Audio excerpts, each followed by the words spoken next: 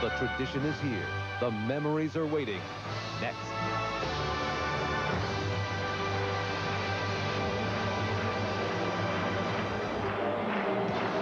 The National League Championship Series has shifted back to the gateway to the West. It is back to St. Louis for Game 6 as Cardinal fans, a sea of red, flow into Busch Stadium. And they will be heard here tonight as the Cardinals look to extend the series one more night. And tonight, the Cardinals are hoping to avert the Giants' first pennant celebration in 25 years. It is an unseasonably mild day in St. Louis as we get set for Game 6. Hi, everybody. I'm Marv Albert, and welcome to the start of our prime-time coverage. Vin Scully and Joe Garagiola will be along with the play-by-play in about 20 minutes. For the Giants, it will be left-hander Dave Dravecky. He pitched a two-hit shutout against the Cardinals in Game 2. Last Wednesday, the only hits 2 singles, and that was it. And the Cardinals go with John Tudor, who was beaten by Dravecky. It's been a comeback season for Tudor with that broken leg injury back in April. He turned it around and compiled a sparkling record of 10 up and 2 down. Jack Clark out of the lineup again tonight. There was some speculation that he would be able to return, but that ankle is still bothering him, so Clark sits it out. Now, the focal point of attention back here in St. Louis figures to be Jeffrey, don't call me Jeff Leonard. St. Louis players and fans are upset about his negative remarks concerning various Cardinals and the city of St. Louis. Now, on the field, Leonard has had a sensational series. He has backed up his bravado with 4 home runs. 4 home runs the first 4 games, which set a league championship record. And with a .412 batting average, he is a strong candidate for most valuable player honors. But when you look back at this series, Jeffrey Leonard will be most remembered for his intimidating style and his disparaging comments. Earlier, I discussed this with him. You appear to enjoy the agitating. You like to stir it up. Why? You know, when fans usually get on you, you're either doing something good, you're doing something that's going to hurt their ball club, you probably just got a good hitter or made a great play, and they're trying to distract you and get you off your game. And once they do that, you know that you have their full attention. You will have their full attention here tonight because the Cardinal fans are very upset with you, but you say you will taunt them. Well, you know, I said a few things earlier, but right now I've backed them up. And like I said, you know, anything I can do, I will let them know it. I'll turn around, I'll taunt them to death. All right, you have coined a new phrase. You hit the home run, you run around the bases, and you give it the old one flat down, something that Cardinal pitchers have really enjoyed. Well, no, it's a long story to that, but right now, when I have my flap down, it means that pitch was nothing. Which is a taunt of the Cardinal pitchers. In fact, Friday night, Bob Forsch decked you. Do you think he was trying to hit you on purpose? I think so. But, you know, him being a seasoned vet, he had to do something, and I think it showed an example for his ball club, you know, hitting me and showing them that, you know, you just can't do these types of things. Will there be retaliation? Do you plan to get back at these guys? Well, the team standpoint, I think we already have, but winning this whole thing will definitely be it. On a personal standpoint, I may have to wait. Is there anybody on the Cardinals you don't particularly like? Tommy Herr. Why? I just don't like him. Good. Yeah, you know, his style of play, his mannerisms, you know. He's a good ball player, but I just don't like him. Anybody you do like, Jeffrey? I like Jack, Ozzie, you know, Willie McGee. Well, what about the report that there's a $50,000 bonus in your contract if you take most valuable player honors? Is this something that you are thinking about? I'm really not. You know, all these things were put in my contract 3 years ago, and, you know, the ups and downs the Giants have been through, I haven't even thought about it, and I still have it now. But my main concern is just winning this thing, whether I get it or not.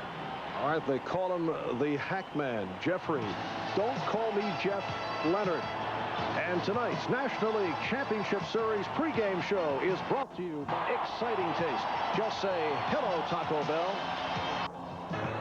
Welcome back to Busch Stadium in St. Louis. You look over the first 5 games of this series, And the key to the Giants' success, as expected, they've done it with the long ball. 9 home runs for the Giants as compared to 1 for the Cardinals. But surprisingly, they have outrun the Cardinals. Now, for more on that subject, we have the Wizard of Oz, Ozzie Smith, alongside our National League Championship Series pregame analyst, Joe Morgan. Joe? Thank you, Marv. Ozzie, I feel that Vince Coleman's statement at the beginning of the series that the Giants were tough for the Cardinals to steal off of actually set the tone for the series. Well, I don't know if it set the tone. I think that there are certain clubs in the National League that it may be kind of tough to run off of, and these seem to be one of the guys over the years. You've seen a lot of pitchers improve on their moves to home plate, and of course, going into this series, you knew that you had Rick Russell over there, who doesn't have a real high leg kick. All the left-handers, and it's always a tough situation when you go against guys that have some experience, have been around a while. They realize that the game has become so fast now that you better shorten up your move to the plate or you get ran to death. So, I think it was from that standpoint that, he was speaking, and I don't think that that's really going to change his approach to the thing. The opportunities really have not presented themselves, Joe, in this series so far. As far as running is concerned, you don't want to just run for the sake of running because you can run in the outs. Now, they've pitched out a couple of times and gotten us on pitch outs, but I think that's just by chance. Right. Dave Draveki's on the mound tonight. Last time he pitched a 2-hitter. Anything special you're going to do against him tonight? Well, no, I'm not going to give away any secrets, but I think the results will be a little bit more favorable for us this time. You seem like you have a little cold. I do have a cold. I've been fighting it. Anytime you have to fight the blustery winds of Candlestick, it gets a little windy out there. But this is no time to be laying back, laying off. We got to go out there and battle, and hopefully tonight we'll come out victorious and push this thing to tomorrow night so we can win it. Thank you a lot, Ozzie. Back to you, Marv.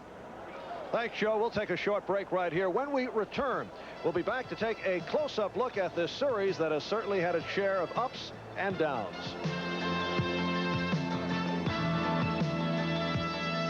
Back in St. Louis. Well, since last April, both the San Francisco Giants and the St. Louis Cardinals have been dreaming of playing into this crisp October season. Let's take a look back at this series with an assist from Carly Simon. Both the Giants and the Cardinals are hoping that they have the stuff that dreams are made of. We are closing in on game time, and we're set for our national anthem. Let's go to Cardinal public address announcer John Hewlett. Performing the national anthem tonight is one of our country's most popular entertainers. Please give a warm Cardinals welcome to Mr. Lou Rawls.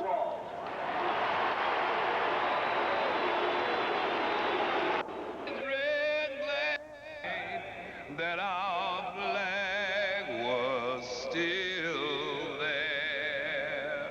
Oh, say does that star-spangled banner yet wave?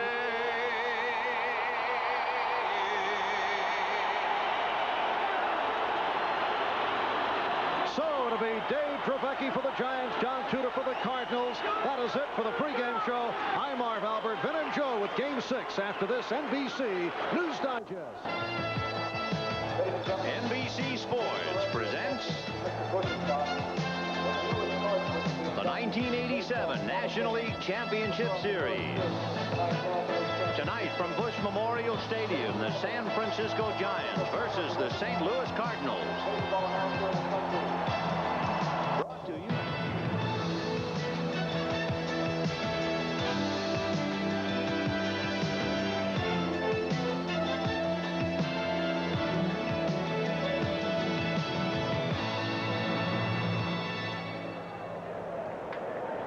Hi, everybody. I'm Vin Scully, along with Joe Garagiola. Welcome to Busch Stadium in St. Louis for Game 6 of the National League Championship Series. And no matter where your perspective is, the Cardinals must have their backs to the wall. Well, they're going to have to do what got them here, and that means run. They need runs, and the only way they make runs is to steal and go from first to third, and they just haven't been doing that.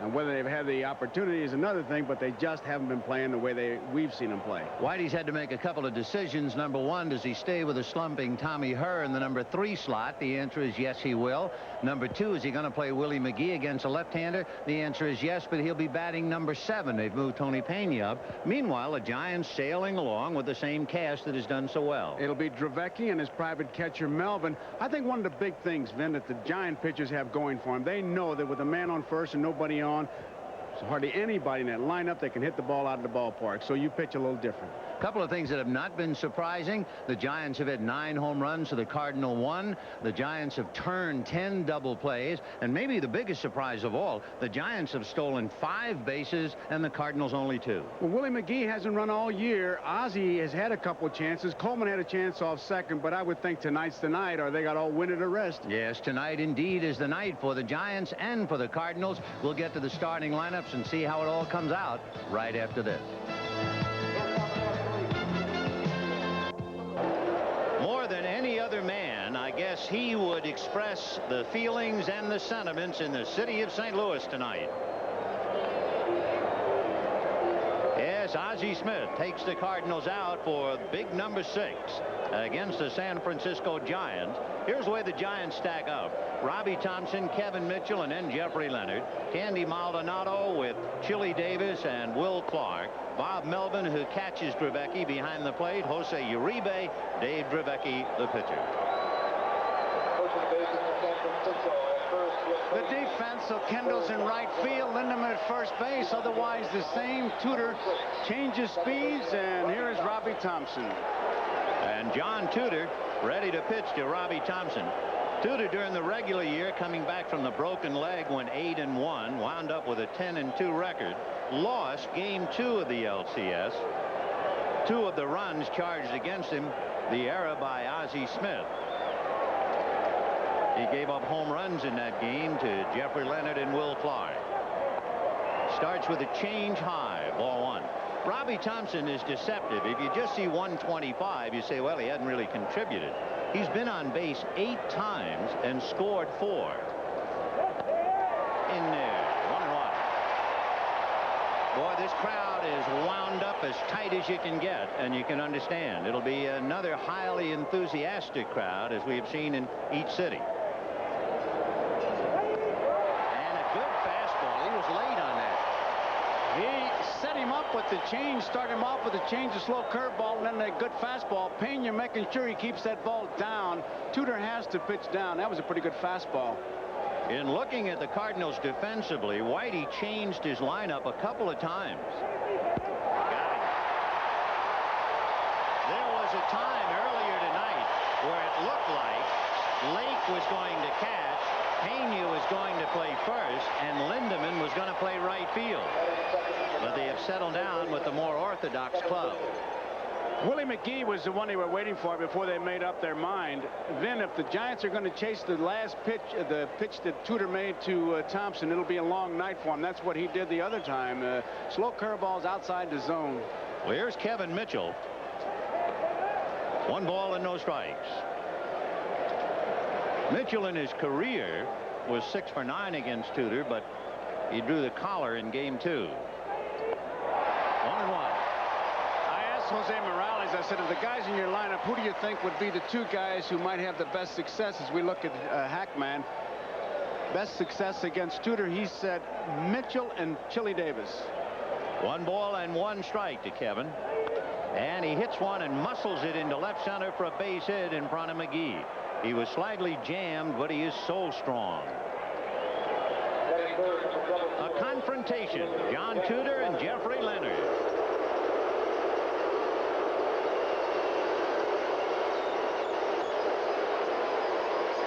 A direct quote from John Tudor. And the Hackman has been quite outspoken as far as his sentiments are concerned. Jeffrey Leonard has some scalps dangling from the belt. Home runs against Matthews, Tudor, McGrain, and Cox. 4 home runs in the previous 5 games. Well, they promised to get on him, and they are on him.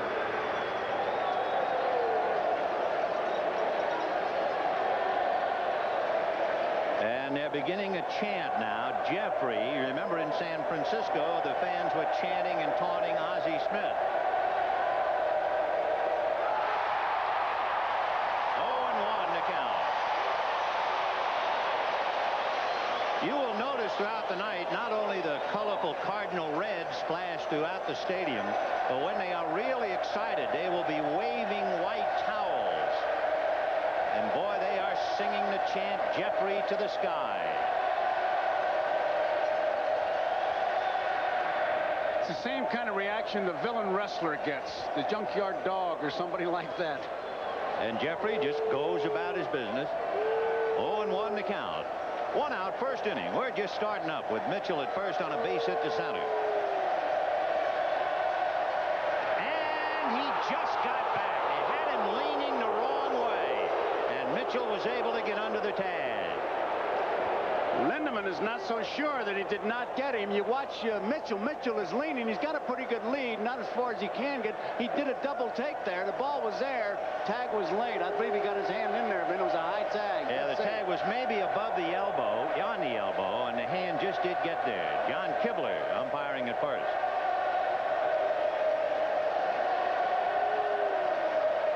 And now Tony Pena out to the mound to talk to John Tudor.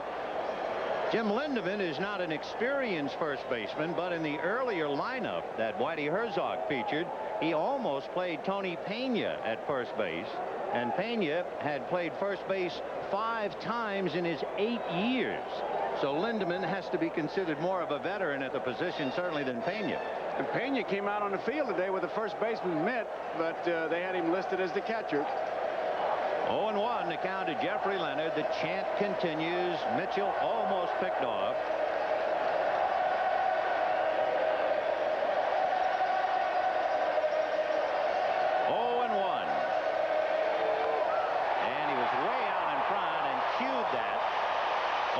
The count, and there you can see some of the towels. You'll see a lot of them before tonight is over. It started here on T-shirt day, we understand, and they've picked it up with towels. No balls and 2 strikes.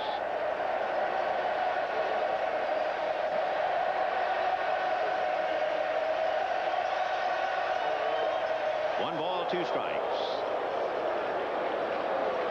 The last time Tudor faced Leonard, when he was effective, it was with the slow pitches on the outside part of that plate out of the zone. He was a little bit too far out with that one. 1-2 to Leonard. On deck, Candy Maldonado. Got him, and look at the towels. They go wild. A snowstorm at Busch Stadium.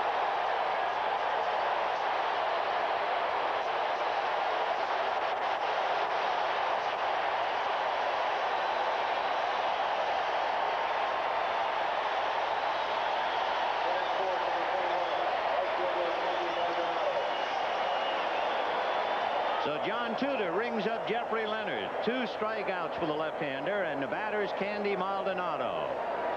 Chris Spire was checking with him on the pitch and the speed. The speed was 72 miles an hour, but you know what he said there was he ain't got nothing. Ball 1. 1-0 to Maldonado. It always happens when a guy strikes out on a bad pitch, you come back to the bench and say he ain't got nothing, and you got the big 0 for 1 on you. Maldonado has not hit Tudor during his career. And of course, with 2 down, there's a threat now that Mitchell try to go. He's stolen 1 base in the series.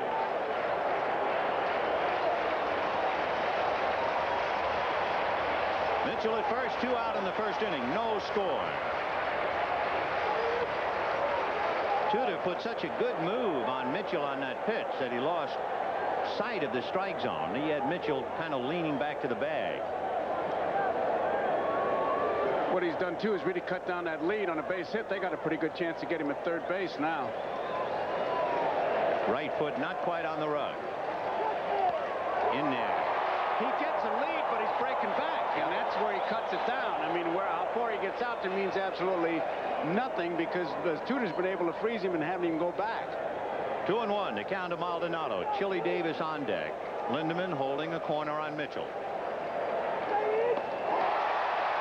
2-2. I tell you what it looks like right now. It looked like the early innings of the Greg Matthews game.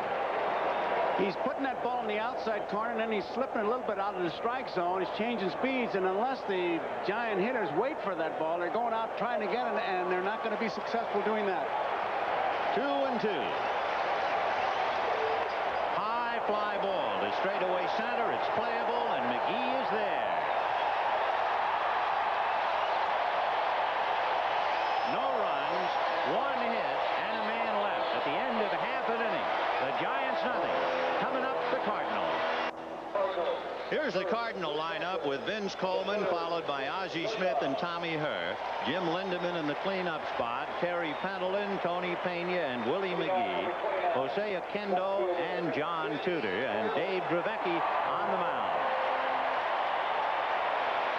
On defense, it's the same way against the left-hand pitchers. Leonard Davis, Maldonado. There you see that infield. Uribe having a good series. And Bob Melvin is the private catcher behind Dravecky. Has a good slider, sinker, cuts the fastball, and it's easy to tell when he's got his good stuff. He'll break bats. Last time he broke 5. So keep track of that, and you'll see how good he's doing. Remember, he pitched a 2-hitter to shut him down 5-0. One of the things happening to the Cardinals in this league championship series is reflected in Vince Coleman and what he has done.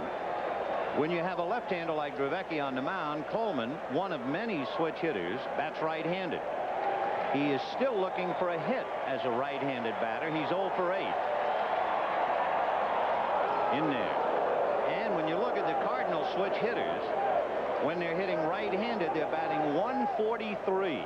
And the entire team against left-handers hitting just 169. So that's where they are and why.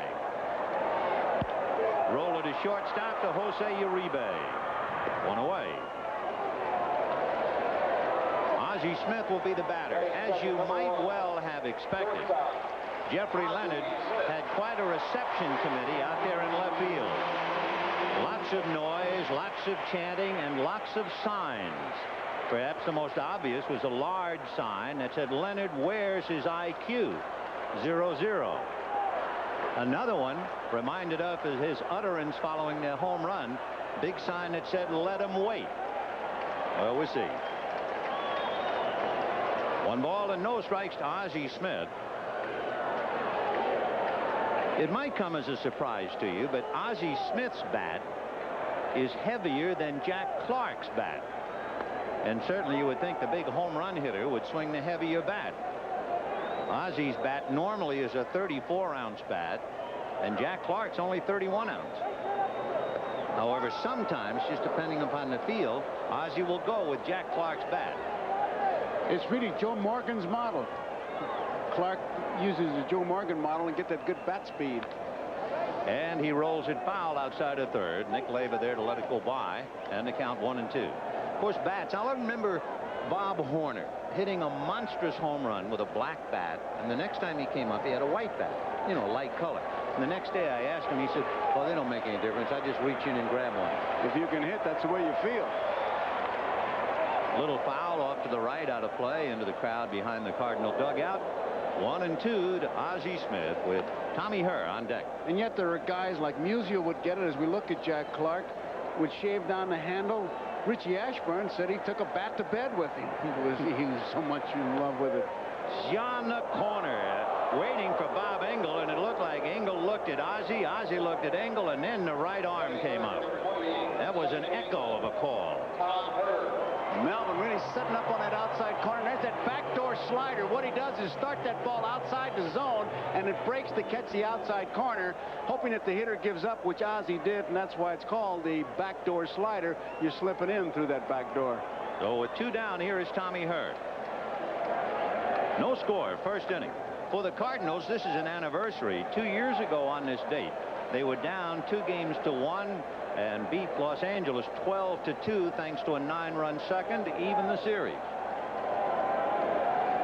1-0. 2-0. Then Tommy Herr hitting 105 is 2 for 19 with 11 flyouts. He's hit the ball in the air far too much for him, and in batting practice he was really concentrating on chopping down on the ball to get the ground ball or at least the line drive with the overspin. 2 balls and no strikes. That's in there. Whitey Herzog had to make a decision about the number 3 slot in the lineup.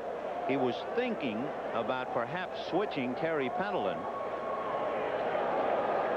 And Herr was finally put back into the number 3 slot. In the pregame show, Leonard says he just doesn't like Tommy Herr. What a statement to make. No reason, just doesn't like him. 3 balls and 1 strike to count. 2 down, first inning, no score.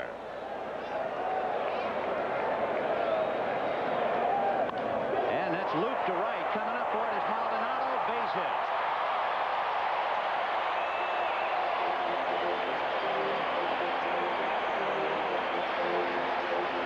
So Tommy Herr, a 2-out single, and that will bring up Jim Lindeman.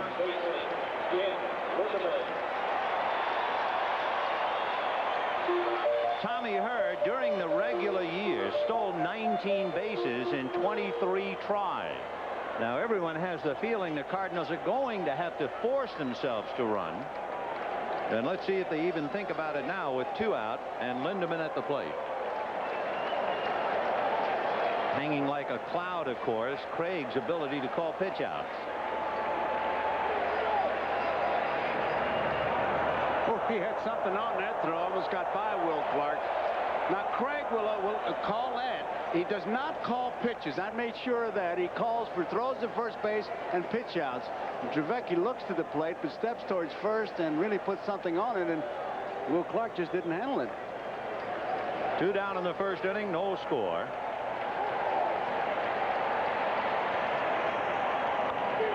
Hit to center for a base hit, and Tommy Herr has been waved to third, and he's in there without a throw.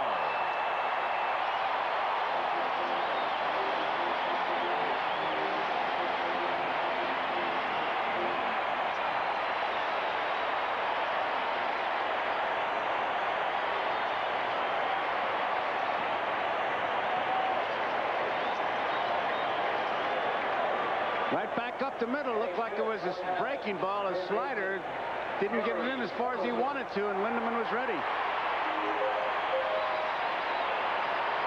So Terry Pendleton coming up, and for the Cardinals, a completely different ball game. If you remember when Trevecchi shut them down 5-0, he allowed only 2 hits, a single to Lindeman and a single to Tommy Herr in the 4th inning. And here they have 2 hits in the 1st inning. It's kind of interesting. Melvin indicated watch for the bunt, and Pendleton looked like at him like as if to say, "Are you kidding?" So 2 down, and Pendleton at the plate. Pendleton with 3 hits and 1 run batted in. One of those 3 hits, that sinking line drive that went for a triple at Candlestick Park.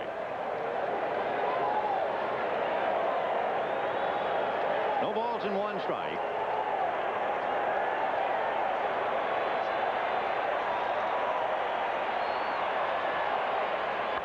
Grounded foul outside at first down the line, and so Trevecchi has things his way. No balls and 2 strikes. You know, I was thinking, we've been talking about the absence of Jack Clark for so long. If the Cardinals lose the League Championship Series without him, doesn't that make him the most valuable player? What? Well, how much more valuable can he be if they can't win without him? That's a left-handed way of putting it, all right. 0-2. Hit down the right field line, foul, and out of play. The interesting thing is, I asked Jack Clark myself before the game, what is the situation? His exact words, it ain't any better, it ain't any worse, it's the same. And that's been going on for 6 games now, and if they would happen to win, go to the World Series, I doubt if he'd play in that, so they've kind of misdiagnosed it. No balls and 2 strikes to Terry Pendleton. And that's fouled away. Tommy Herr down the line from third, trying to bring home a go-ahead run. Jim Lindeman is at first. Herr has not scored a run in the series. Interestingly enough, and it's a point well taken, in 4 of the previous 5 games, the team that scored first lost.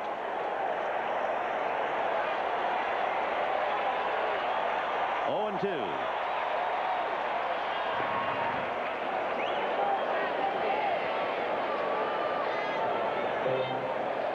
Dave Trevecchi out of Youngstown, Ohio, pitching bare-armed in what is now a pretty cool evening. He might be the only fella out there without the long-sleeved undershirt.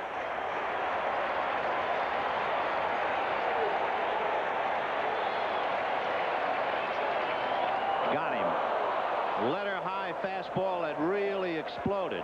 2 strikeouts for Drevecki and 2 Cardinals left. We're going to the second inning. No score in the ball game. If you joined us a little late, the Giants had a 1-out single by Mitchell, but Tudor struck out 2. And the Cardinals had 2 singles with 2 out by Herr and Lindemann, and Drevecki winds up striking out 2. So into the second inning we go. Chili Davis, followed by Will Clark, and then Bob Melvin.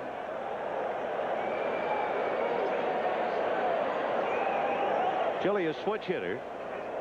He and Uribe are the 2 switch hitters in the Giant lineup. There are 6 switch hitters in the Cardinal lineup. Right. Both pitchers tonight, Drevecki and Tudor, share one thing in common.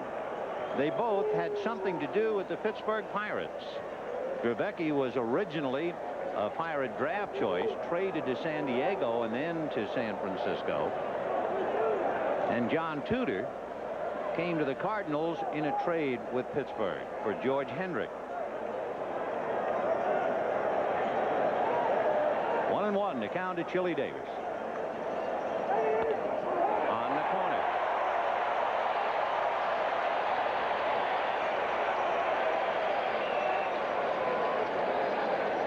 Tudor and Drevecki have had some great postseason moments.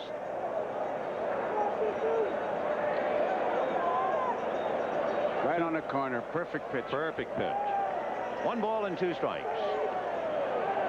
2 years ago in September, when the Cardinals were driving to the division title and ultimately to the World Series. In the month of September, when they really needed him, Tudor had 3 shutouts in a string of 31 straight scoreless innings. Then you might remember he won games 1 and 4 in the World Series, only to lose game 7. 3-2.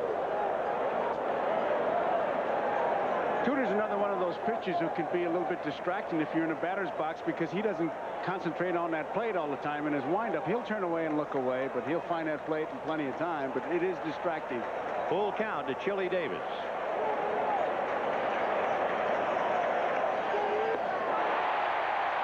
Three strikeouts for John Tudor.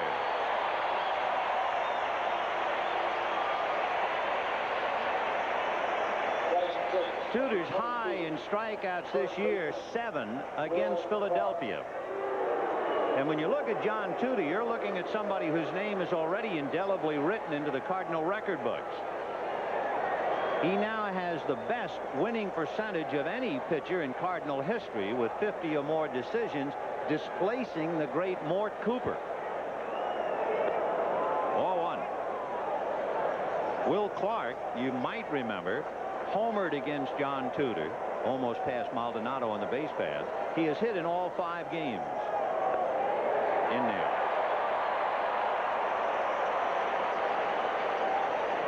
Clark hitting .444. Boy, what a series he's had.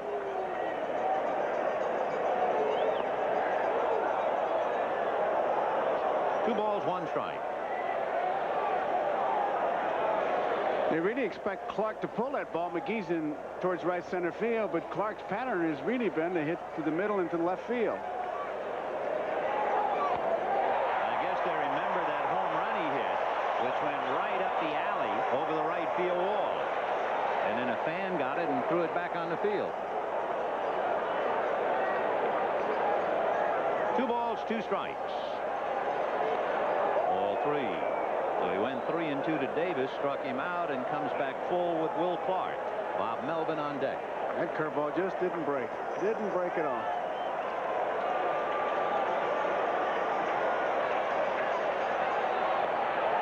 And ball 4. So with 1 out, a walk to Will Clark will bring up the catcher, Bob Melvin. Melvin, in the other Drevecki game, was 0 for 3 with an intentional walk. In those games that Drevecki has started and Melvin was the catcher, Drevecki won 5 and lost 1. And, of course, he was successful in game 2. Drevecki has turned in 3 shutouts this year. Melvin caught 2 of them, plus the league championship series shutout. You saw Pena check with Whitey Herzog, taking a quick look again, because you got a combination you'd want to start maybe a play to stay away from the double play. And that's hit to the hole. Base hit into left field as Ozzie misses it. And to second base goes Will Clark. So now the Giants are in business. First and second and one out. They were working with Melvin during batting practice. He was standing too straight up to go down into the ball. He certainly got down into that one. Ozzie Smith gave it a good effort, but it's a base hit into left field. And with runners at first and second and one out in the second inning, Jose Uribe coming up. Uribe went 1 for 4 against Tudor in game 2. He had a double. He also hit the ground ball with the bases loaded in the 8th inning of that game. The ball going through Ozzie Smith's legs, good for 2 additional runs.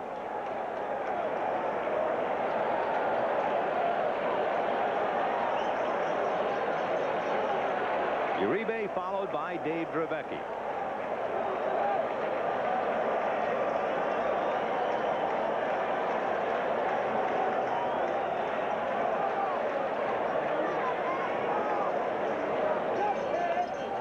One ball, no strikes. Then there's no doubt they moved him closer to the plate. Remember how we talked about how he couldn't cover the plate? He can certainly cover it now with the... It was amazing how far away from the plate he was. As you can see his right foot as he checks in, and he has really moved up on it now. 1 ball and no strikes to Jose Uribe, an ex-Cardinal. Back up to Ozzie. Way out in front, cued that off the end of the bat right into the Cardinal dugout. One other thing it does, as Tommy Hurt comes in to talk to Tudor, is when Uribe moves up like that, he's really trying to take away that outside pitch, and it's up to the pitcher to jam him inside.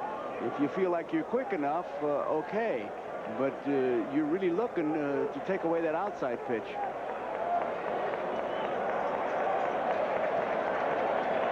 So Uribe with the count 1 ball and 1 strike. 2 on, 1 out. Second inning, no score.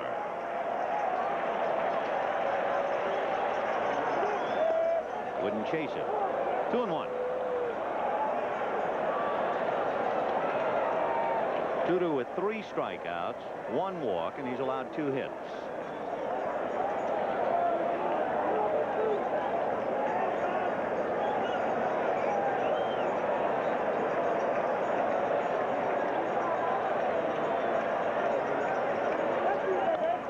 Little pop foul off to the right, out of play. On deck is pitcher Dave Dravecky. If you were with us when Dravecky pitched in game 2, remember when they sent him back because of the white undershirt that he had on? And he went back, took his shirt off, and put a black undershirt on. And it would appear to be that's the same black tonight. No long sleeves.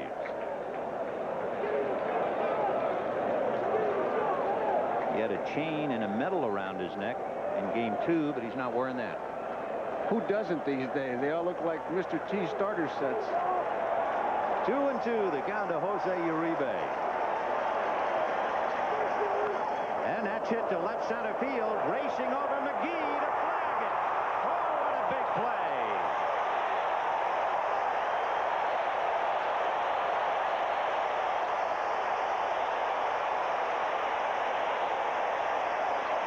When you talk about building a ball club for a ballpark, that's what they're talking about. McGee can cut the gap in center field.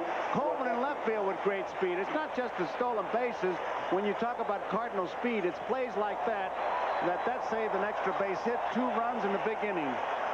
So Willie McGee, who was a questionable starter because of the painful left wrist and sore thumb, finally opted to give it a try, and boy, did they need that Gold Glove out there on that play.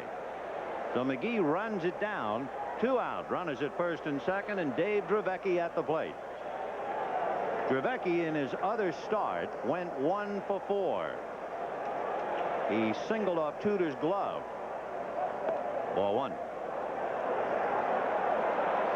That was one of the things that Whitey was so confident when he got Tudor. He said if he pitched inside in Fenway, and then he's not going to have to worry too much because we got a great shortstop and good defense in the outfield, and brother McGee just showed it. 1 ball and no strikes the count. Way outside. So Whitey Herzog sweating a little bit on a cool night as he just dodged a bullet on that great running catch by McGee And now his pitcher falls behind to the opposition. 2 balls and no strikes to Drevecki. And Tudor has made 20 pitches in the inning. And Rogers still waiting to put something on the board. 2-0. On that corner.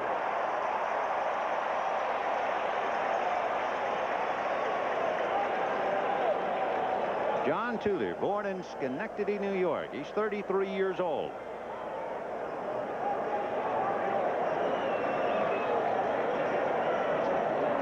Way outside, and he's a little annoyed with himself now. Going 3-1 to his opposite number, so he'll try a new ball. Man, there's no tougher critic than John Tudor on himself. I'll tell you, he really was disgusted with that one. He's one of those guys who talks to himself a little bit. He's regrouping right now because he knows that was a bad pitch.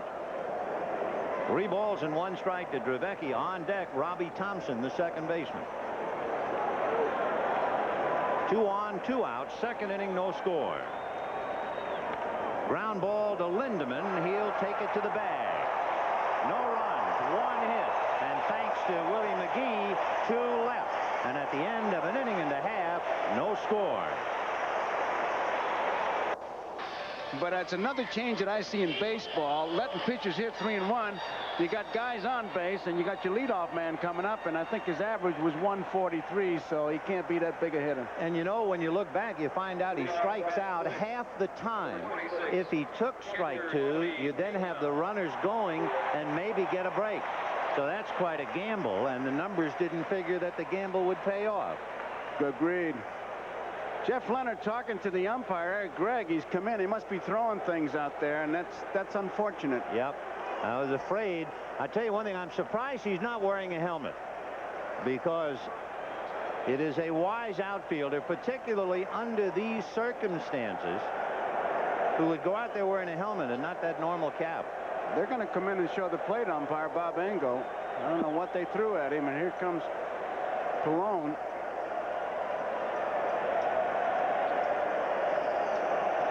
Bob Engel. Batteries, man?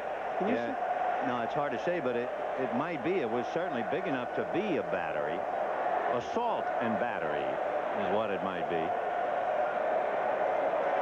Now we get a report it was a cowbell. There was a reference to St. Louis as a cow town. And they said they were going to bring a cow, so they brought the cowbell. I think Bob Engel is talking to the press box for the public address announcer to please ask the crowd not to throw things down onto the field. If you're old enough, or if you're a historian, there's the cowbell, all right. You can remember the Cardinals and Detroit and Ducky Medwick and all the garbage and stuff coming out of the stands. I asked remember the that great Hall of Famer Joe Medwick how he felt about it. He said it didn't bother him so much that they threw it, but why did they bring it in the first place? Well, you can see the fans, right? You got your binoculars, your scorebook, your pencil, your garbage. That's right.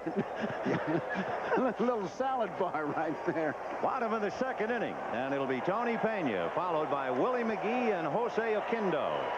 Pena has moved up a notch in the lineup to hit 6, and he has been hitting the ball sharply of late, hitting .357. He has 5 hits.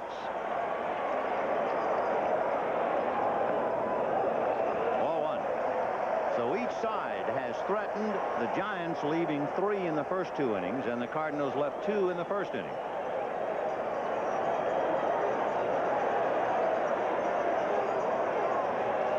One ball, no strikes. In there. Tony Pena, who hit about .210 but has come alive, and Dave Drevecki trying to shut him down. There were a lot of reasons why the Giants traded for Drevecki, but one of them certainly is under the heading, if you can't beat him, join him. He was wearing the Giants out, 10-4 in his career, and last year his earned run average against the Giants was less than a run. So they dealt for him. 1-2. That's an interesting pitch, that backdoor slider. You can see the hitter give up because he starts it way out of the zone, and it's a real tough pitch to hang in there. You think it's going to be a ball. On the hands, and he got around quickly to pull it foul into the left field corner. Still 1-2, and he'll have to get another bat. So that's number 1. Remember, we were talking about broken bats, 5 in game 2. That's the first one of the night. Do you have a category in your scorebook for broken bats? With Dravecky, you have to have. I think it's really a simple yardstick to use. Forget his backdoor slider and good stuff. If he breaks bats, he's got it. If he doesn't, forget it. So Pena is the first victim. 1 ball and 2 strikes. Time called. John Kibler, the first base umpire, is watching the second base umpire, Ed Montague, and Ed Montague is running out into left field, and he is retrieving something. Montague has a hobby, and he's a very clever magician, and he's going to make that disappear.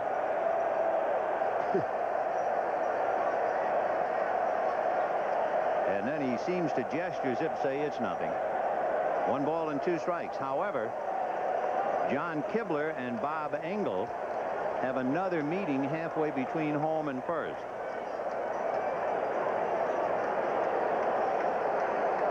One and 2 to Pena, followed by McGee and Oquendo. No score, bottom of the second, and a rather stormy beginning.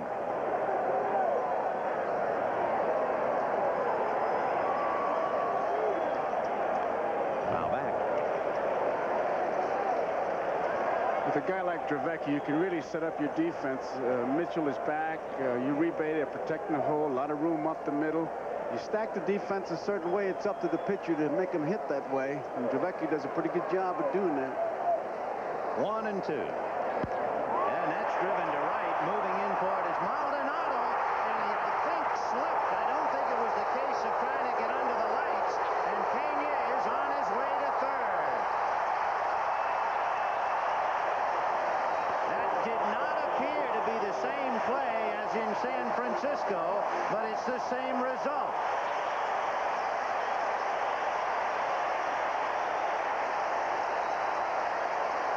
Pena really reached out. Now watch Maldonado. He's got a bead on it. He did slip, I believe, Vin. Yeah, that area sitting up here, if you look out at the AstroTurf, where Maldonado is a very damp, darker green. The rest of the AstroTurf is a very pale green. And I have to believe that it was more of a slip than anything else on the wet turf. It is a triple for Pena, and with nobody out, McGee, Oquendo, and Tudor trying to pick him up. Chopper to third. Mitchell holding, throws him out. And Pena with 2 strikes, widen his zone. He's a hacker. He swings, and he punched that ball into right field, and they got a big break. But McGee was the big man to pick him up, but that wrist must be bothering him. Here's an interesting confrontation now. This is a game within a game. Jose Oquendo had a half a dozen sacrifices. The only thing, all 6 were as a left-handed batter. So we lay that on the table in case you're thinking about the possibility of a squeeze. And remember, the 8th place hitters for the Cardinals throughout the series have given the Giants a bad time, hitting over 450. Infield is up. Ball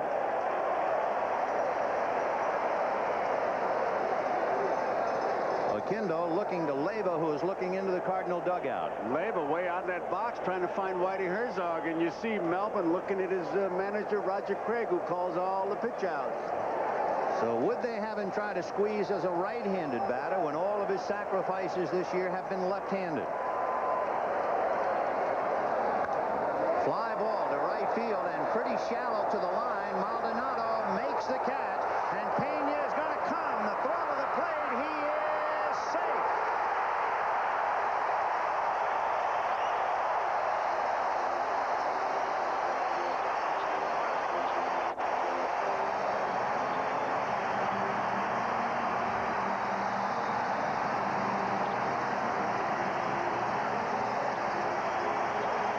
That's a play Maldonado has to make. Now he runs into foul territory. He's running away from home plate, but his throw was up the third base line. Now he makes the play, braces himself, and really his throw is not a good throw because it's too far up the line. Melvin has to go get it, and by that time Pena gets around him. If it's towards the plate, that ball is there in plenty of time. That was not a good throw. They throw to third to appeal, and third base umpire Dave Pallone said no good.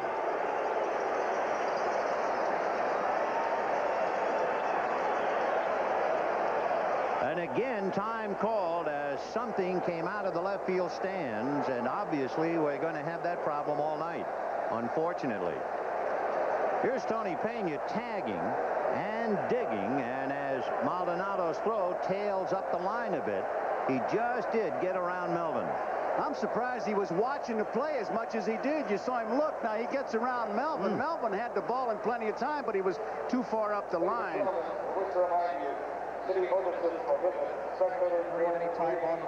The public address announcer making the announcement that city ordinance prohibits the fans throwing things on the field.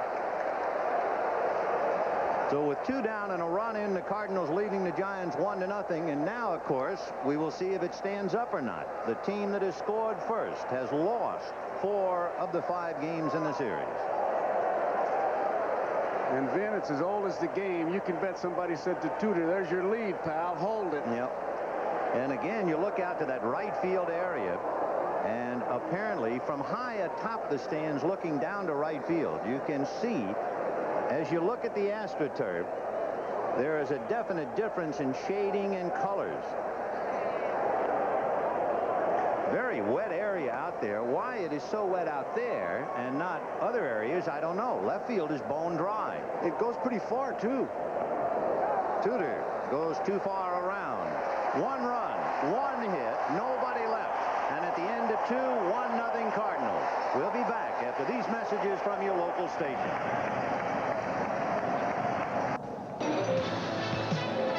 The 1987 National League Championship Series is brought.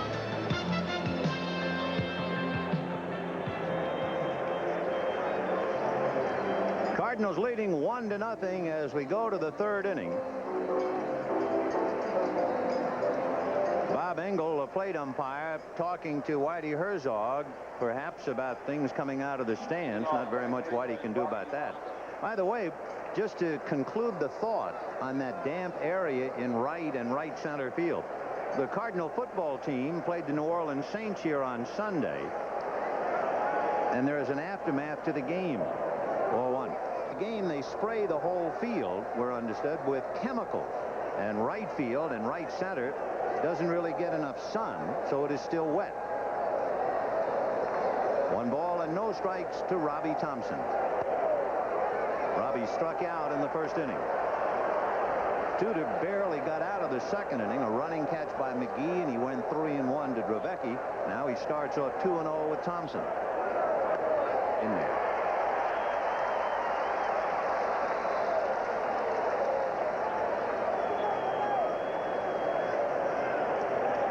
Two balls, 1 strike. And that was a pretty good fastball. High fastball, and he just stood right by him. He did it to Thompson, if you remember, in that 1st inning when he struck him out. Picks that ball up and even out over the plate. 2-2. Ball 3. So that little sinker on which he relies a great deal, and Robbie Thompson would not chase it.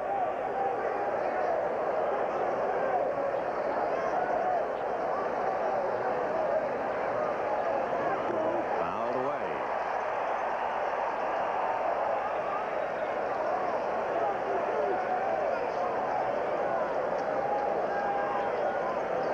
Three and 2 to Robbie Thompson. When he struck out in the 1st inning, remember, he was way out in front of a changeup that was clocked in the 70s.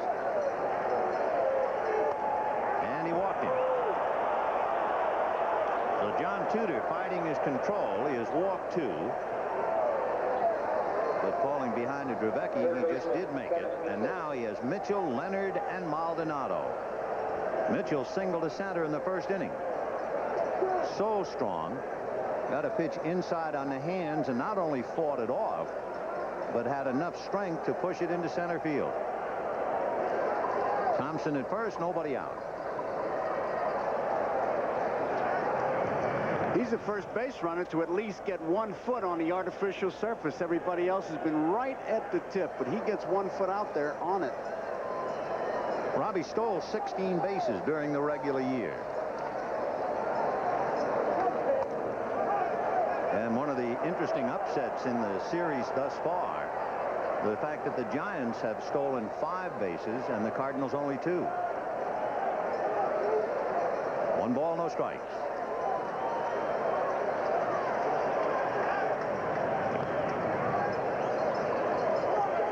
Tudor came awfully close, about as close as you can come and still come up empty, to picking off Kevin Mitchell in the first inning.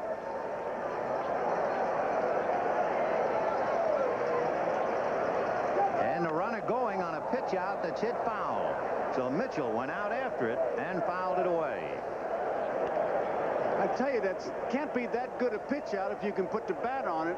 See how far out it is.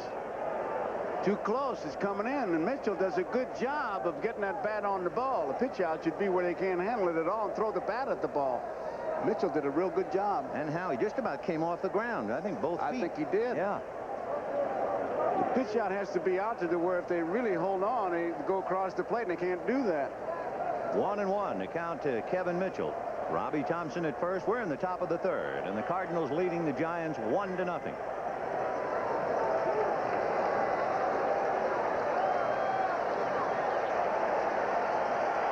Nobody out.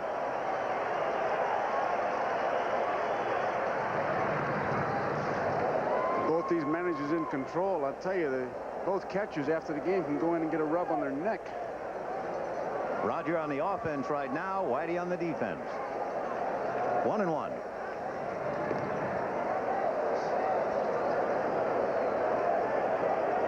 As Mitchell looks down to Don Zimmer, and so does Robbie Thompson, so did Tony Pena.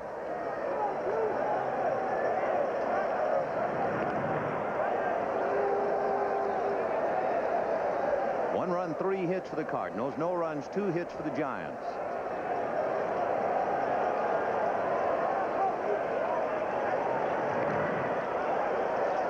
Not putting that good a move on him to keep throwing over like that. Maybe that's a commercial move to lull him a little bit.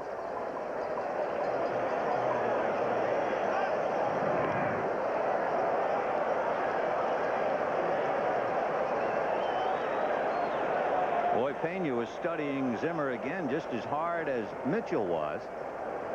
1 ball and 1 strike. You remember they got that play, first move, go.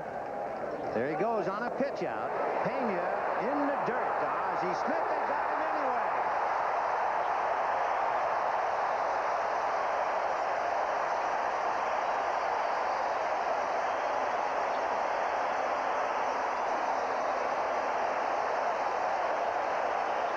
You have to give Ozzie Smith a lot of credit. Pena's throw was a one-hopper, and Ozzie hangs in there. Once again, they go out, way out to this time. He had a good ball in the handle. Ozzie hangs right in there. Whoa. I tell you, he looks safe to me on that angle. The tag appears to be up around the hip, while the foot is just about at the bag, but Ed Montague was right there to spot it. He screened me on that one, Montague. Well, we have 1 away, and the count 3-1 to Kevin Mitchell. Tudor getting kind of mixed up now. Here comes Whitey Herzog. He wants to check the count, I think. Remember the 1 pitch out he fouled away. That's what he's arguing about, is the pitch out. Yeah. 3-1. So the count stays. 3 balls, 1 strike. Whitey, I'm sure, thought it was 2-2.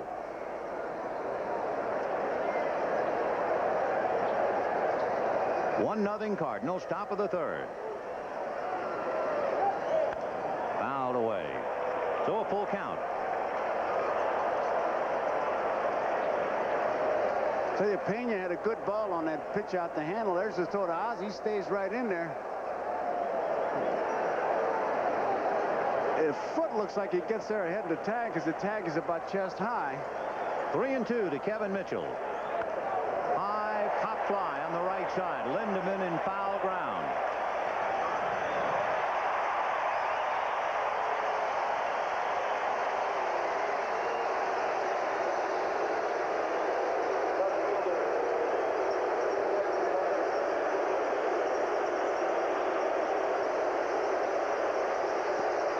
Needless to say, here is Jeffrey Leonard.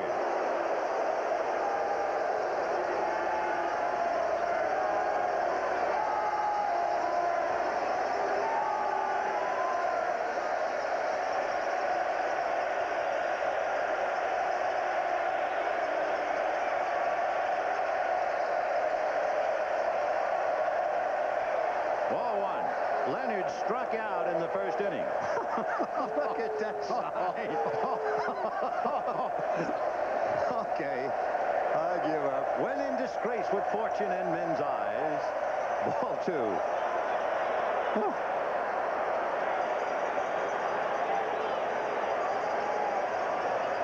Two down, top of the third. 1-0 Cardinals. On the corner. Why would you want to do anything to get this kind of reaction? I don't know. He wanted them. I mean, he baited them. They're on him. And they came through for him. 2-1. Foul ball. I've heard so many ball players say that they're never aware of the crowd. They never hear the crowd. And in a case like this, I got to say, oh, really? That's right. And I'll tell you something. You show me a ball player who doesn't hear the crowd, and he's not a ball player. They hear it all right. And the champ, Jeffrey. Little foul, still 2-2.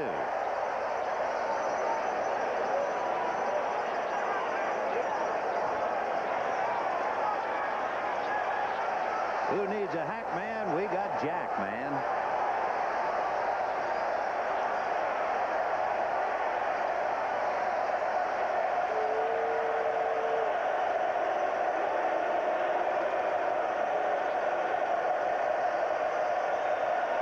To Leonard, who chased a changeup in the first inning.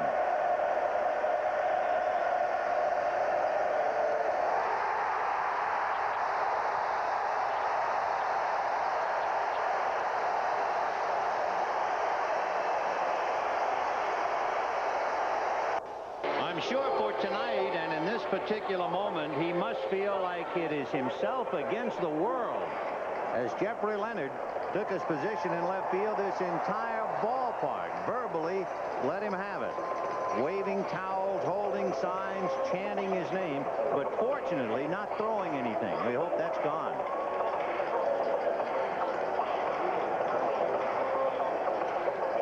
In the bottom of the third inning with the Cardinals leading the Giants 1-0.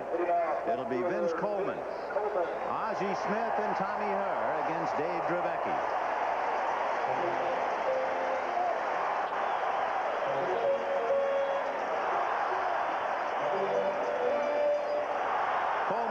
Half a dozen hits in the series, but all as a left-handed batter. He is 0 for 9, batting right-handed. 0-1.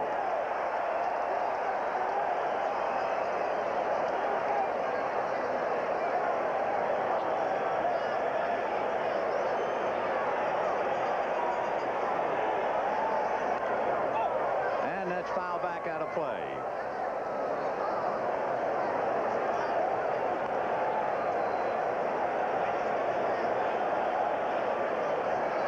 1-1 to Vince Coleman. Trying to get something started. He grounded to short in the first inning.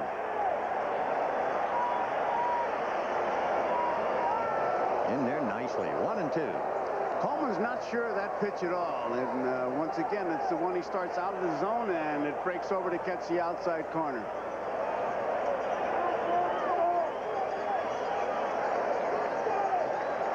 The only run in the game, Candy Maldonado, either slipping in the wet turf or fighting the lights. Had a ball sail over his head for a triple, and Oquenda's fly ball got him home. Chopper to short, Uribe. Good play because he was just about caught between hops, but he timed it perfectly. That run that the Cardinals got in the second inning is the first run that Dravecky has allowed in postseason play. Going back to 1984, he had a string of a little better than 21 innings. Finally go down the drain, and it took a play in right field to do that. Ozzie struck out in the first inning. 0-1.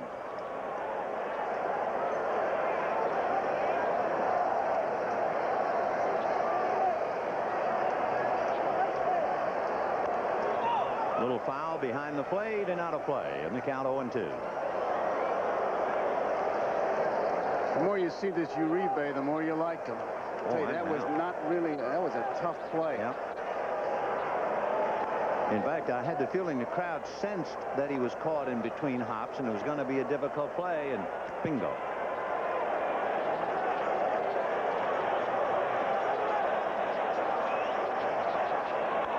And that's line to left, but Leonard is coming up to make the catch. 2 down.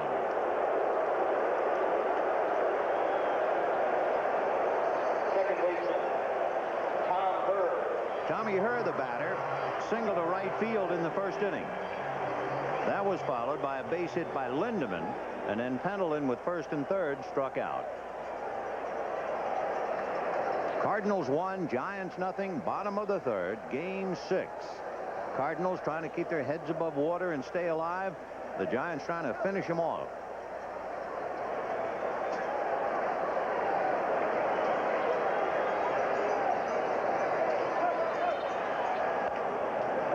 One and 0.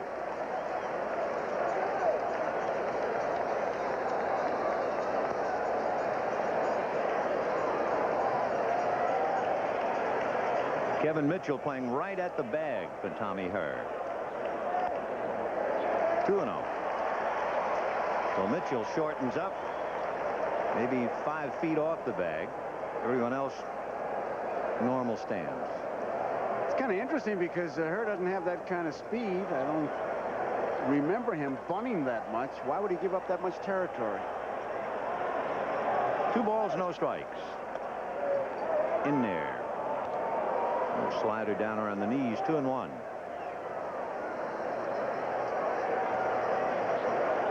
Dave Drubecki, 31 years old, born in Youngstown. In there again. 2-2. Oh, he's got good control of that pitch. It's a hard slider, and he has really been pinpointing it.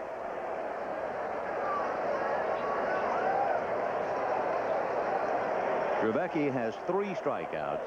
He had a career high of 11 last year. And that's hit foul down the right field line, out of play. Interesting, the fortunes of a player. In 1984, fate would have it that Drubecki would be pitching for San Diego and clinch the division by beating San Francisco. He picked up his first major league victory 5 years ago against San Francisco. Ball 3. Full count to Tommy Herr with Jim Lindeman on deck.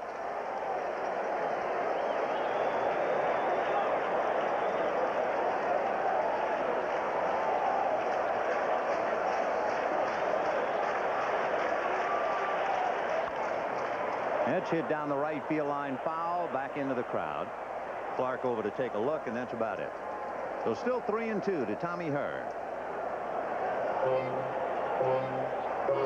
1 run, 3 hits for St. Louis. No runs, 2 hits for San Francisco. Roger Craig wants to go to Minnesota. In the first game Saturday, but so does Whitey Herzog.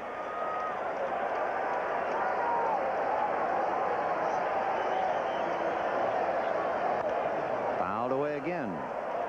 Keeps going the opposite field. He's waiting on that ball on that outside part of the plate, not trying to pull it. Remember, his hit in the first inning was a single to right.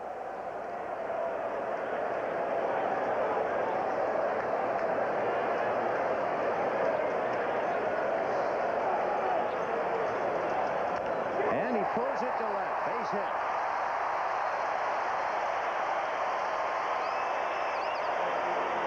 So after going the other way, having already singled the other way, Tommy Herr lines it to left. And with 2 out, the batter is Jim Lindeman, who had one of the 2 hits against Drubecki in game 2 and singled his first trip in the first inning tonight. Lindeman, the proud possessor of the only Cardinal home run. He hit it to right center field at Candlestick Park.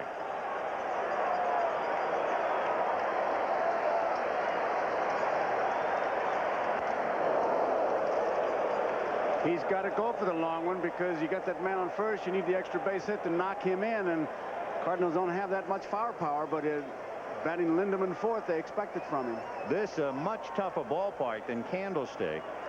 Where it is 400 to straightaway center in Candlestick Park, it's 414 here.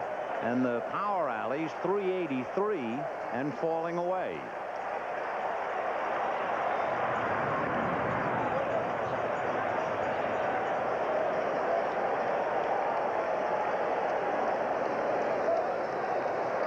A very knowledgeable base stealer, too. He has stolen 19 of 23 during the regular year. Drevecki trying to hold him there, and he's really on the rug now. Good throw over there. Holding him. So Tommy Herr establishing that lead that time. His right foot was a good 1 foot in on the rug, and that's usually too much of a lead for most pitchers. And Drevecki just held that ball, and what that does is just take the spring right out of your legs. See if his right foot gets on the rug again.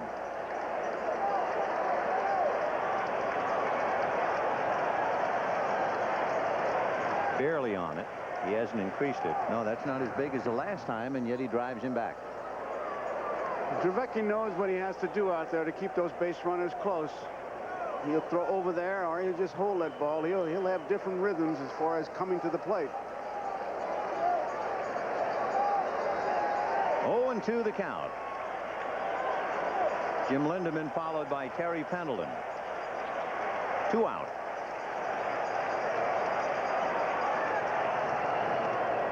One and 2. Hurd does not have the lead that he had 2 pitches ago. That's the biggest lead he has had thus far.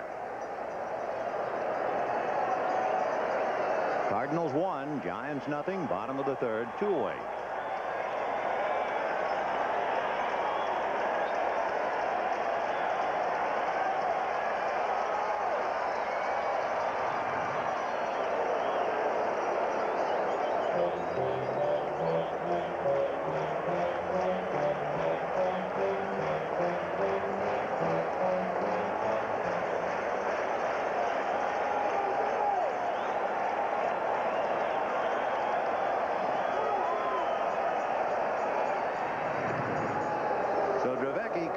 That Herr is a good base runner, and either freezing and holding him or driving him back, trying to change his rhythm.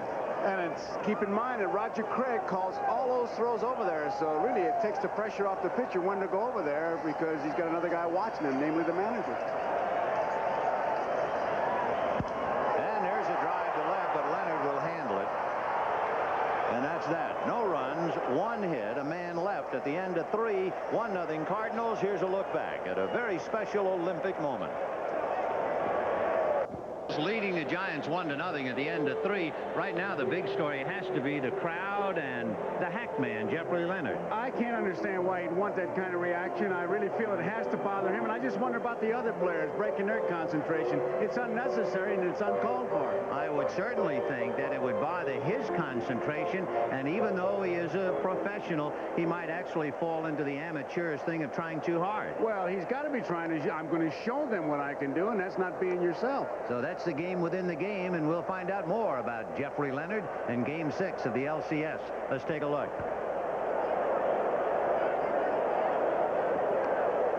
John Tudor tuning up and getting ready. Leading 1-0 in the 4th. Andy Maldonado will be followed by Chili Davis and then Will Clark.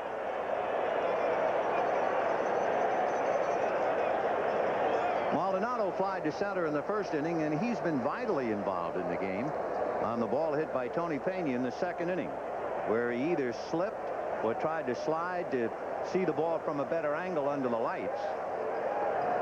And there was a definite deja vu about it. The same thing happened to him with Tony Pendleton at Candlestick Park. Way out in front. 0-1. Andy hitting .235. He's had 4 hits in the series.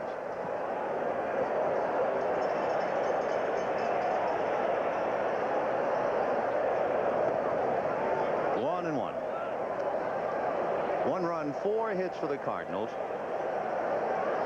No runs, 2 hits for the Giants.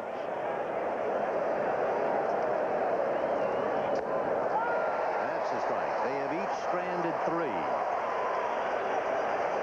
John Tudor has 4 strikeouts, allowed 2 hits and 2 walks.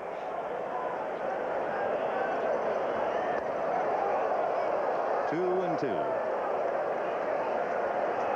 Tudor facing Maldonado, then Davis and Clark, trying to get it done with sinkers, changes, and occasional fastball. Fouled away.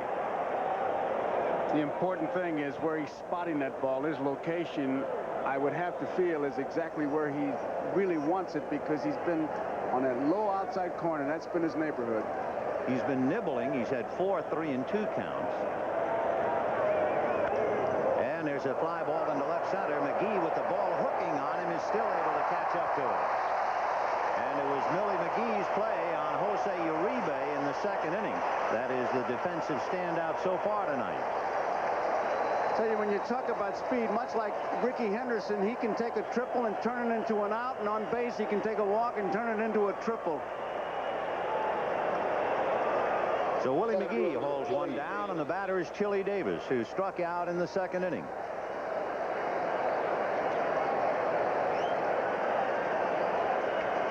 Chili has 3 hits in the series, hitting .231.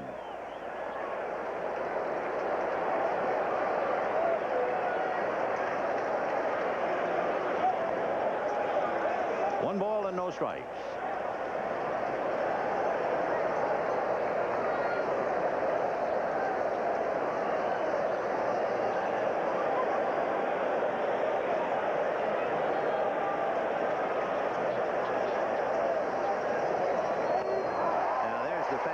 So after changing up and nibbling here, every now and then he turns one loose. He keeps you honest. The oversimplification of pitching is keeping the hitter off stride, which is what Tudor has done. But again, he spotted it well. 1 ball, 1 strike. I think if anybody fulfilled the definition of poker-faced, it's John Tudor. Ball 2. Way he stares into the hitter. Deep in thought. 2-1. Has he got 3 aces? Just told you no. 2-1 to Chili.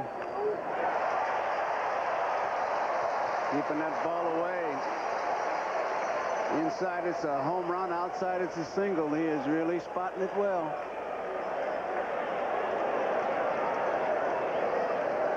Chili, with that closed stance, really stays in there. You'd think he can handle that pitch away because he's not opening up as if he's trying to pull it. Fisted off first base. Lindemann is there.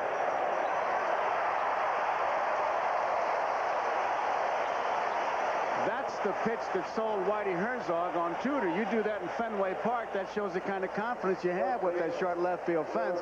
And Whitey figures if he does it in a small ballpark, I put him in a big ballpark and give him Ozzie Smith and Willie McGee, and I got myself a pitcher, and he was right. Classic case, wasn't it? He gave him that pitch away. Yep. Chili driving into it, fouled it off, came right in on the hands, and Chili kind of jammed himself. So 2 down, and Will Clark the batter.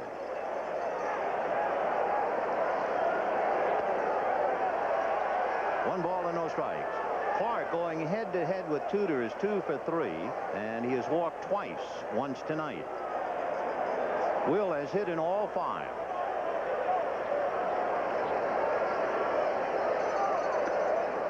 Boy, that thing really sailed. 2 balls and no strikes. On deck, Bob Melvin. It could be, just as during the course of the year, we've seen teams pitch around Jack Clark. Tudor might very well be pitching around Will Clark to go head-to-head more with Bob Melvin. Well, with 2 outs here, I think I'd go after him. High strike up around the letters. 2-1.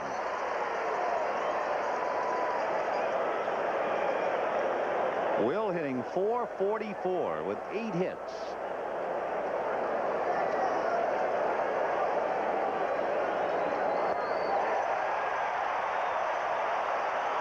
And you saw with that center field shot that Mr. Tudor is calling his own game. Pena wanted a curveball. He shook him off to come back with the fastball. So he got the fastball by Davis, and now he's shown Clark a pretty good one.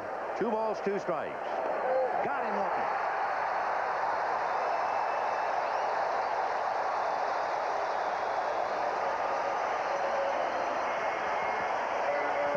Strikeouts for John Tudor. 1-0 St. Louis. Bottom of the 4th inning. The Cardinals leading the Giants 1-0. Terry Pendleton, Tony Pena, and Willie McGee. Pendleton struck out in the 1st inning, leaving runners at 1st and 3rd. Hitting 188 with 3 hits in the series. Strike. And Mitchell again playing right at the bag. 0-2. That's the fastball that he chased to strike out. Looks like it's out of the zone. Now with 2 strikes, you can see Mitchell backing off. No balls, 2 strikes. On deck, Tony Pena, who hit the triple in the 2nd inning. And we're going to look at it again because we've looked at the replay now a bunch of times. We really aren't sure. And we're now starting to think maybe Maldonado lost it in the lights. Fly ball down the line, foul out of play.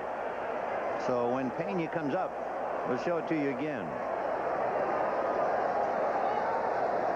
1-0 Cardinals, bottom of the 4th.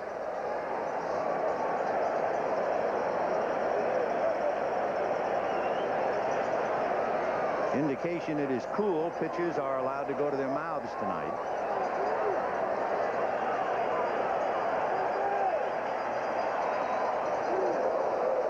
Oh, that was a tough pitch to take. Oh, when you take a pitch like that, you're just completely fooled. You're just completely fooled, and you take it and you try to be cool and say, oh, I knew it all along. No, that's too close to take, but it was a ball. So Pendleton strikes out for his 2nd time. That's the 4th strikeout for Dave Dravecky. Now here comes Tony Pena. So let's take another look at Maldonado.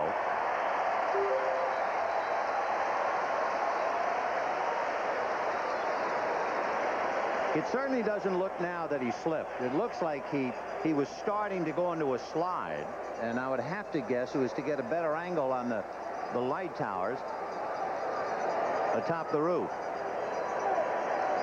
Strange that he would be hit by lightning twice on the same play in 2 different ballparks.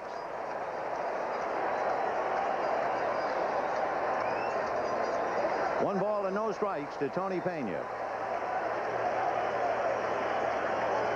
Pena with the triple, tagged up and barely got in around Bob Melvin for the only run of the game.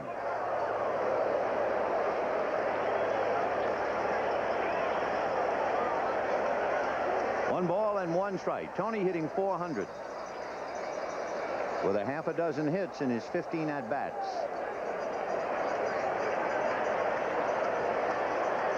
Willie McGee, who has made the big defensive play to keep the Cardinals out in front. McGee on deck.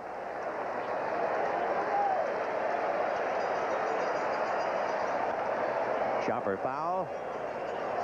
1-2.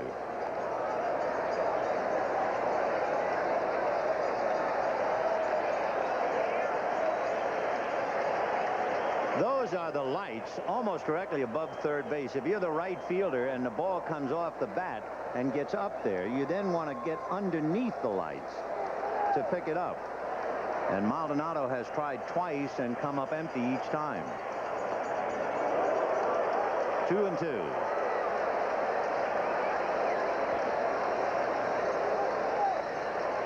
One nothing Cardinals, bottom of the 4th.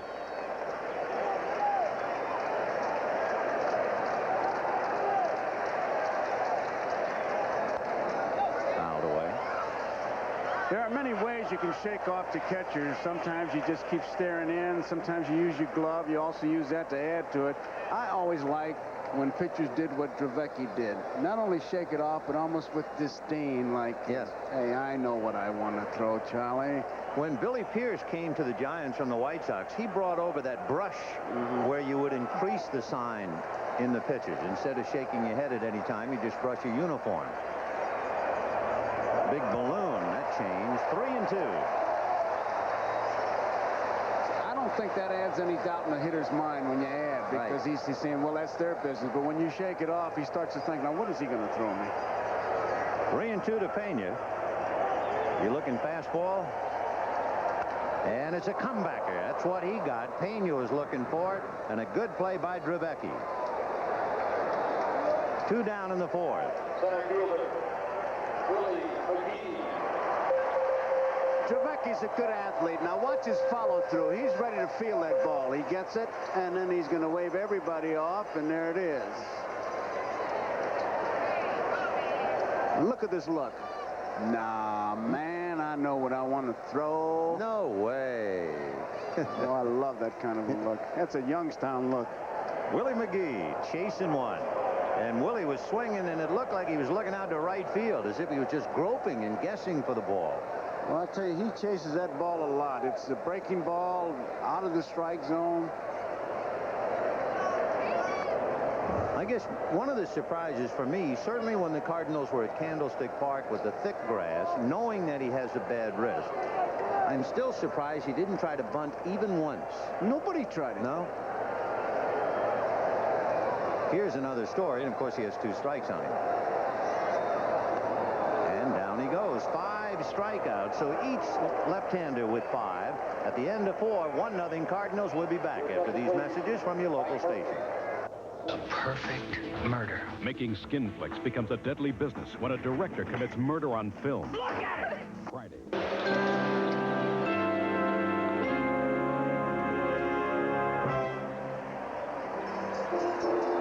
Friends, this telecast, presented by authority of Major League Baseball, may not be reproduced or retransmitted in any form without the express written consent of Major League Baseball.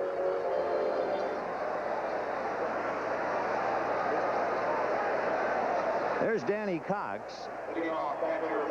A reminder, if there will be a 7th game, Danny Cox would be the starting pitcher for the Cardinals against Atlee Hammaker. If there is a 7th. There is a 5th inning, 1-0 Cardinals. Bob Melvin, Jose Uribe, and Dave Drevecki.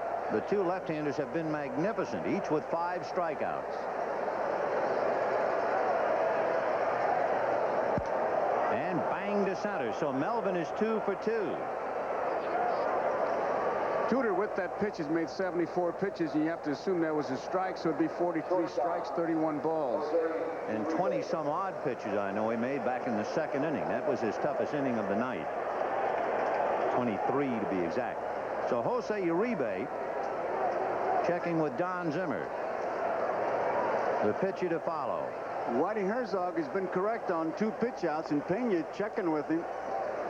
Now, just to check what they did during the regular year, Melvin did not steal a base. He was 0 for 4. Uribe, pretty much of a contact hitter. So if there's any kind of a play, it has to be a hit and run.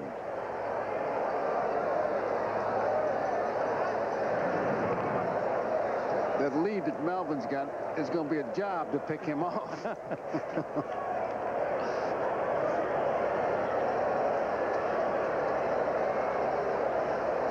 1-0 St. Louis, top of the 5th. Drevecki on deck.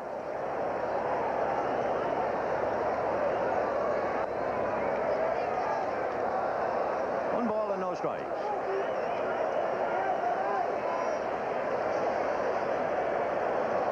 Uribe had a good look at Zimmer. I'll tell you, there's a lot of wheel spinning. Pena's taking 2 looks at Herzog. It might be just on general principles you pitch out.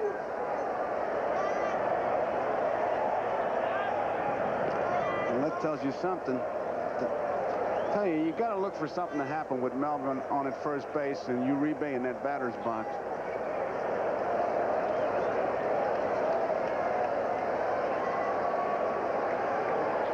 One ball, no strikes. Well, they're not thinking pitch out if they're driving him back, that's for sure. You want him to throw the ball when you have the pitch out play on. Just hold him close and give the catcher a chance.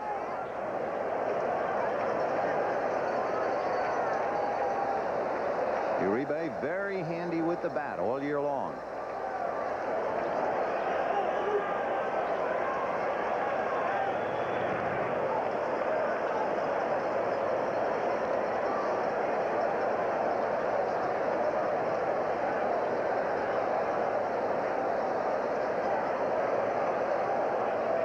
Cardinals 1, Giants nothing. Top of the 5th, nobody out. Melvin at first.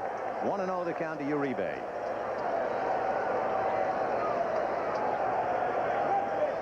And that's going to be hit into left center for the base hit. Melvin to second and holding.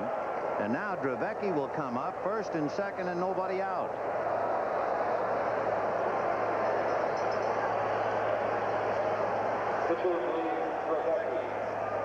Uribe sends it right back up the middle. And they moved him up on the plate. He can handle that outside pitch. And now the Cardinals are having a meeting. Got enough guys out there to split the shares. And Drevecki checking with Zimmer. And there's Pena checking into the Giant dugout. See if he could see something. But I don't know what he could be looking for there. Don Zimmer, a quick chat with Dave Drevecki, just a word or two. The word might be bunt. We'll see. He sacrificed 4 times during the regular year. I would be almost sure it's bunt, Vin. It might be, hey, if they charge you too hard, look for me to switch something off, because you've got to be bunting. Jim Lindemann is the first baseman. Terry Pendleton will have to make a split-second decision as to come or go back to the bag.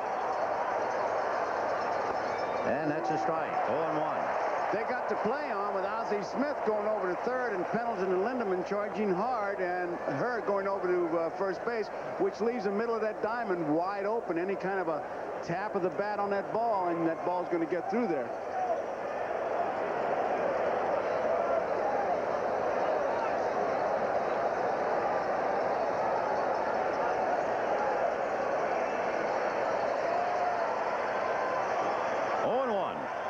The bunt is on, and a strike is taken. 0-2. You can see why they've used that play, because Melvin doesn't have any kind of speed at all, and Ozzie Smith breaking over there. Drevecki thought that ball was inside. No balls and 2 strikes. Well, in game 4, in what appeared to be a bunt situation, Greg Matthews singled. Now Drevecki up there 0-2. We'll see if they keep the bunt on with 2 strikes. Lindemann and Pendleton ready to come, and time call by Bob Engel. Requested by Drevecki. 0-2. On deck, Robbie Thompson. And he got the bunt down, and he laid a poached egg, and the throw is just in time. And there'll be an argument. Melvin did not get a good jump off second base. We talked about his lack of speed. Zimmer thought he was there. Here comes Craig. It was a beautiful bunt. He deadened that ball just perfectly.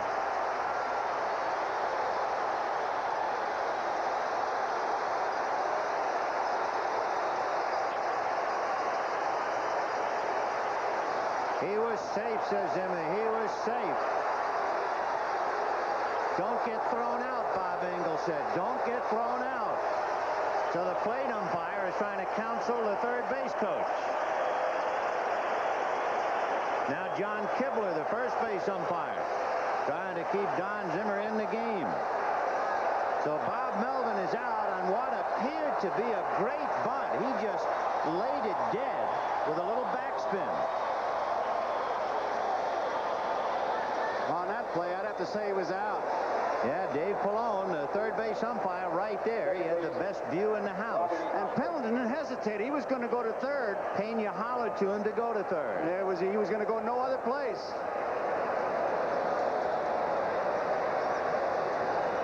He got him. A good call. First and second, 1 out.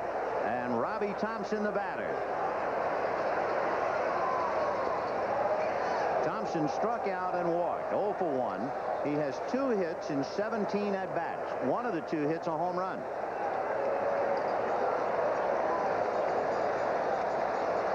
Now you have Uribe at second, Drevecki at first with 1 away.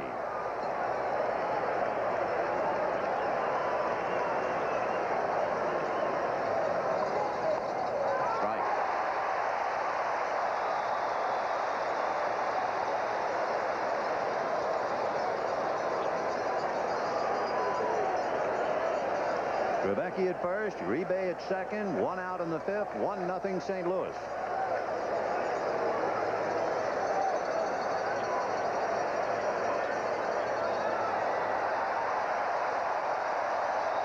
Uribe's getting a good lead off second base. Contrast to Melvin, who had hardly any lead off second. He with 2 strikes. Uribe has 1 stolen base in the series.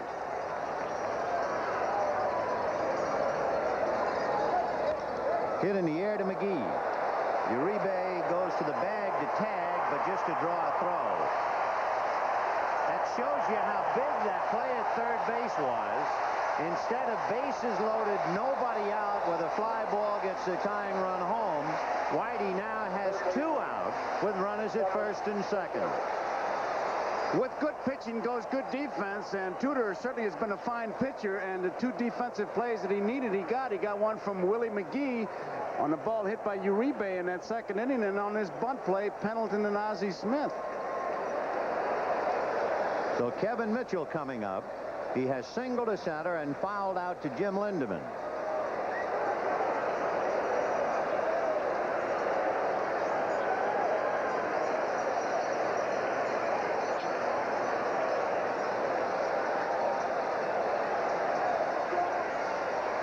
Mitchell followed by Leonard.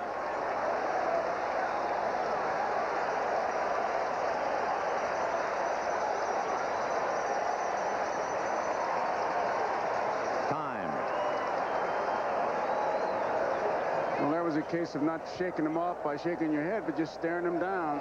Tudor, he's very definite as to what he wants to throw, and that's the way it should be.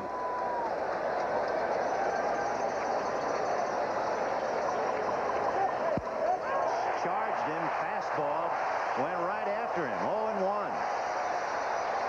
Kevin was looking for that ball in the outside part of the plate, and Tudor came in with the fastball. You're not going to register much on the radar gun with his fastball, but the way he's using it and spotting it is very difficult. No balls and 1 strike. And another one. He keeps looking for that ball outside, and he's not getting it. 0-2 to Kevin Mitchell. 2 on, 2 out in the 5th. Cardinals 1, Giants nothing.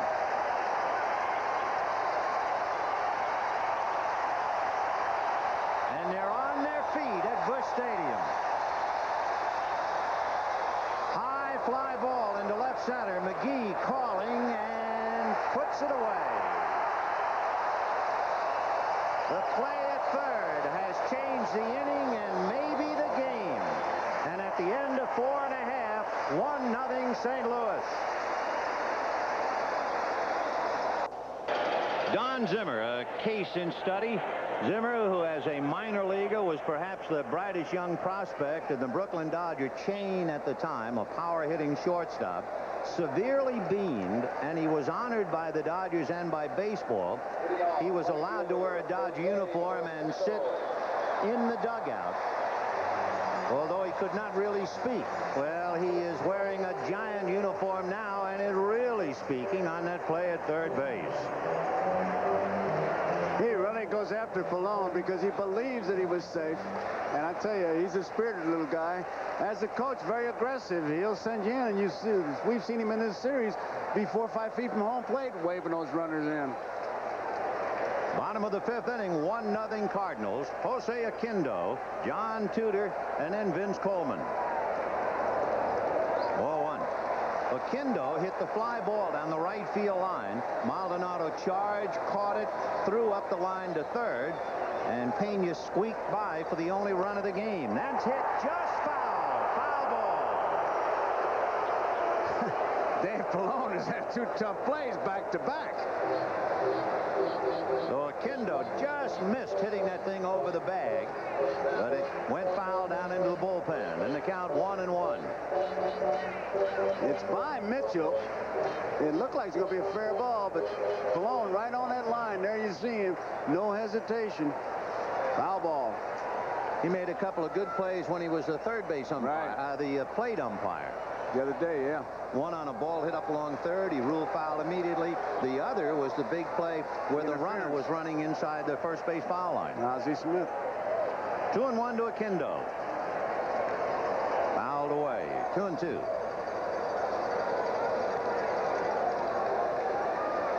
Dave Dravecky and John Tudor. 1-0 St. Louis in the 5th inning. 3-2 to Oquendo.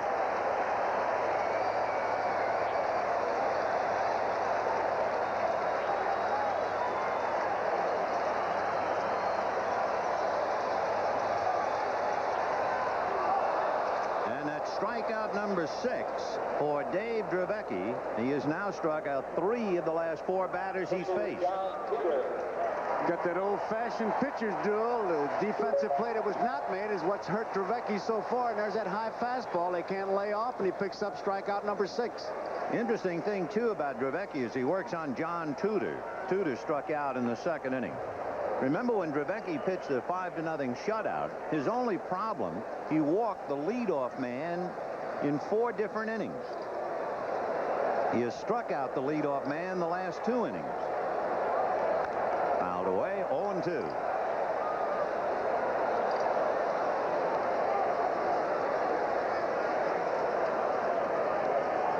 John Tudor has had 2 tough innings. In the 2nd, saved by McGee, and in the 5th, saved on the play by Pendleton to Smith. So that becomes strikeout number 7. That's 3 consecutive strikeouts, and 4 of the last 5 hitters he's faced, Davis struck him out. And Vince Coleman coming up. Boy, look at those numbers. 13 innings, 13 strikeouts. And that earned run is a bit tainted. Whatever happened with Candy Maldonado, we can only assume that for the 2nd time in the series, he lost the ball in the lights. Vince Coleman has played pepper with Jose Uribe. Twice he has grounded to short. Pop foul off to the right. Melvin, a late start, but it will not make any difference. It's in the stands. 0-1. For Coleman, he has been completely shut down against left-hand pitching, and that means a great deal to the Cardinal attack. Coleman is 0 for 10 against left-hand pitching, and they can't go very far without him. Going into the game, we told you, the switch hitters turning to hit right-handed against left-hand pitching. The Cardinal switch hitters have hit 140, and the entire team had hit 169 against left-handers. No balls, 1 strike. 1-1.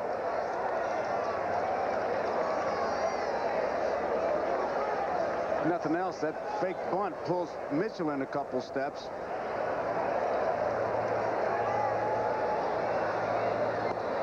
On the corner, 1-2. Dravecky has retired the last 6 in a row since the single by Tommy Herr.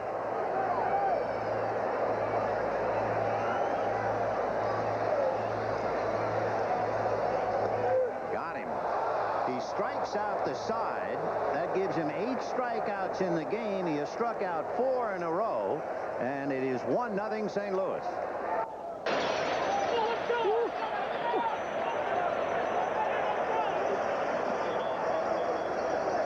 He's trying to thumb it up. That's good stuff.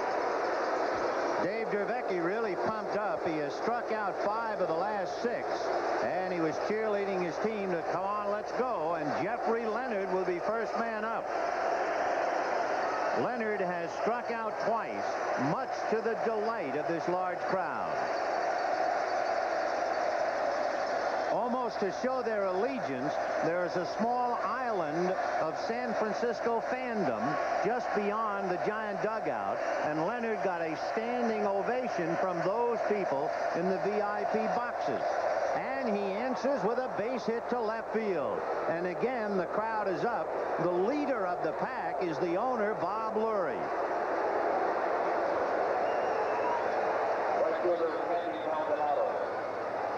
There they are, and Mr. Lurie in the lower right-hand corner along with his wife, Connie. There's Bob and Connie Lurie. So Leonard is aboard, and Maldonado the batter, followed by Chili Davis. John Tudor is getting into a dangerous area. Tudor is a little bit like Danny Cox. If you count his pitches, he gets to a certain area and then trouble. Well, you can see 90 pitches is his bottom line, and he has now made 88, surrendering a base hit along the way. 0-1.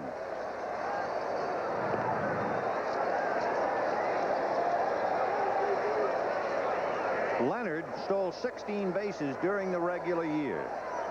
So Maldonado has hit 2 fly balls to center.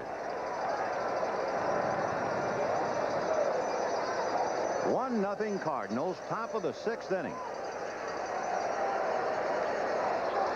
Leonard gets out there. I mean, he's challenging Tudor.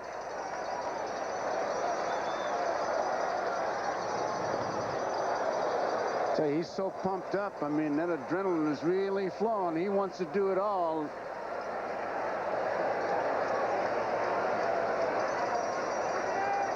Right foot on the rug.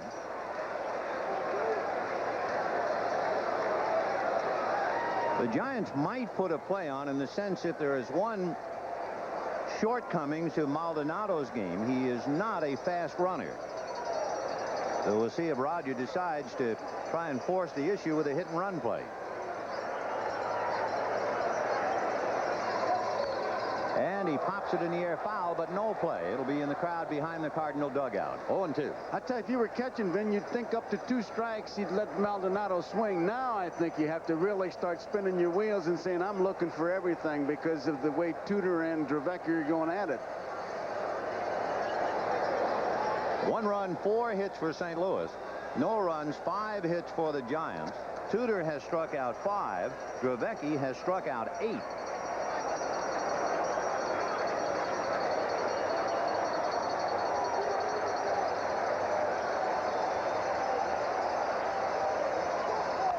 And that's hit foul down the right field line, out of play, and it's still 0-2. I tell you, I just can't get over how both these managers just control everything. Pena looks into that dugout. He's looking out at Tudor now. He just looked in. He may take another look, and we know what Melvin and what Brentley do. There you see Mike Rourke and Herzog. No balls and 2 strikes to Candy Maldonado. Tudor off the rubber.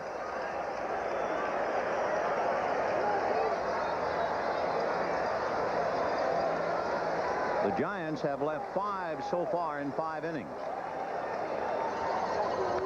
There's the ground ball to Tommy Herr. He has to get the front man, and that's all.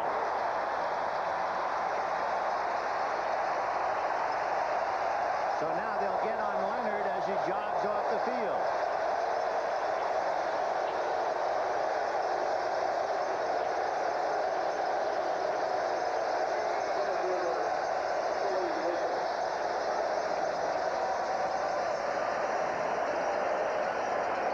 So 1 out as Leonard is forced by Maldonado, and the batter is Chili Davis.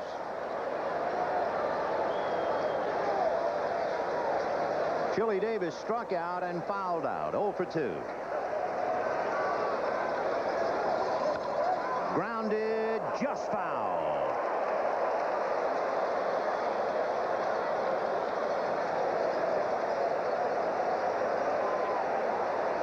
He's low inside. He gets around on it. And Pendleton has no chance, but she's just barely foul. Close plays. Boy, you have to have the eye of a diamond cutter down there. Pallone is right on it. 0-1 the count to Chili Davis. Will Clark on deck.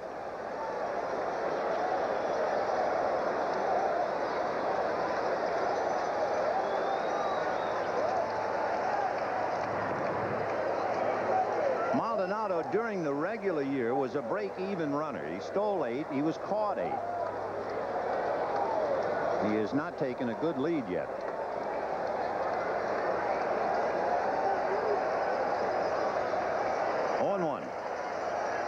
Oh, he had him leaning, and he wasn't off that far. I thought he was going to get him, Vin. There's one good thing. You know he's not a particularly good runner, so you really try to go after him to intimidate him. I think if Tudor would have put the good move on, he might have had him, because he was leaning. No balls and 1 strike to Chili Davis. 1-1.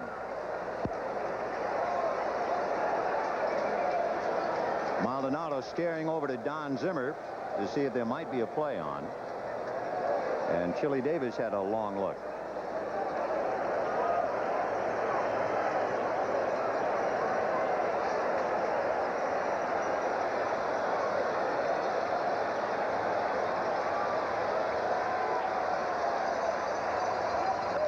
And it's popped up. It will be Lindemann.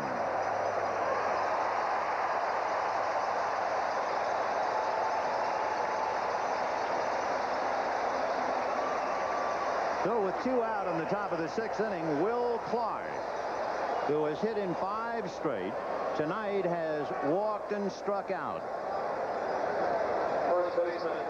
We'd like to remind our viewers we'll be selecting the NBC Miller Lite Player of the Game at the conclusion of the ball game. Remember, Tudor got Clark on a good fastball. 2 good fastballs for the last 2 strikes.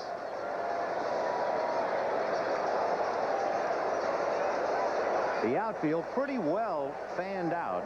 Vince Coleman straight away in left field. McGee maybe a tad shaded, but almost straight up the middle. Clark a fine hitter, and he can use the whole ballpark. Now back.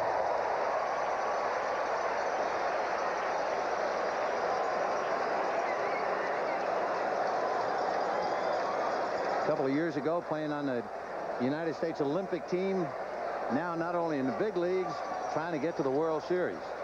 And hitting about the same as he did then. He just felt he could hit anywhere, and he has pretty well shown it. Oh, a little spinner. He could have flipped that thing around the corner.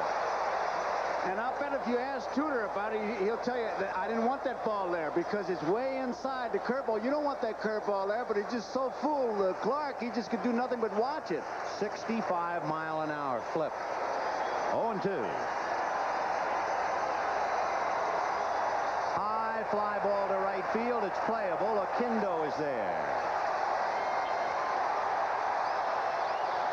No runs, 1 hit, a man left at the end of 5 1/2. The Cardinals won, and the Giants nothing.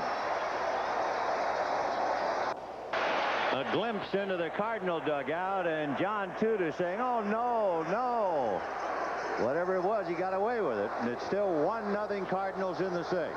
Ozzie Smith, Tommy Herr, and Jim Lindemann. Fly ball back a third, hooking foul. Uribe and Mitchell, neither man can get to it. Dravecki, through 5 innings, has made 84 pitches, 61 strikes, Vin, and only 23 balls. So the ratio is really something. Mitchell thinks he's got to play all the way, but nope. Box that they build for special seats beat him out of making the play. 0-1 to count to Ozzie Smith, who was struck out and lined out. 0 for 2. Goes the other way down the right field line, foul, and the count 0-2. Dravecki immediately out in front of him, and he has become a strikeout terror. Remember, he struck out the side in the 5th. He has struck out 4 in a row. He has struck out 5 of his last 6. 1-2.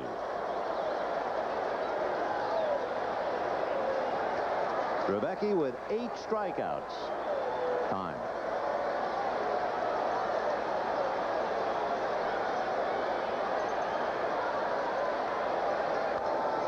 Away.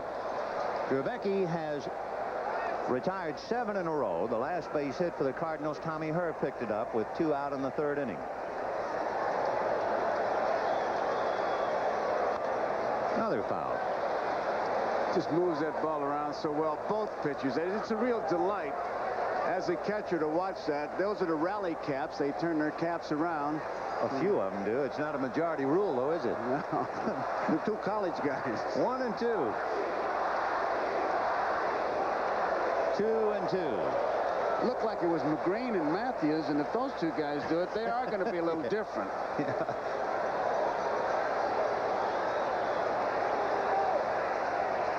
Two balls and 2 strikes. Fly ball, and it'll be Chili Davis.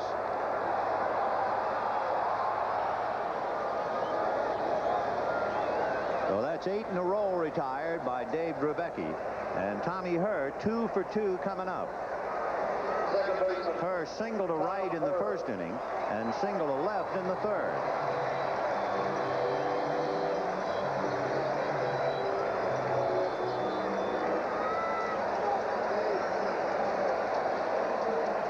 Outside of the one ball that was apparently lost in the lights by Maldonado, Drevecki and Tudor are dead even.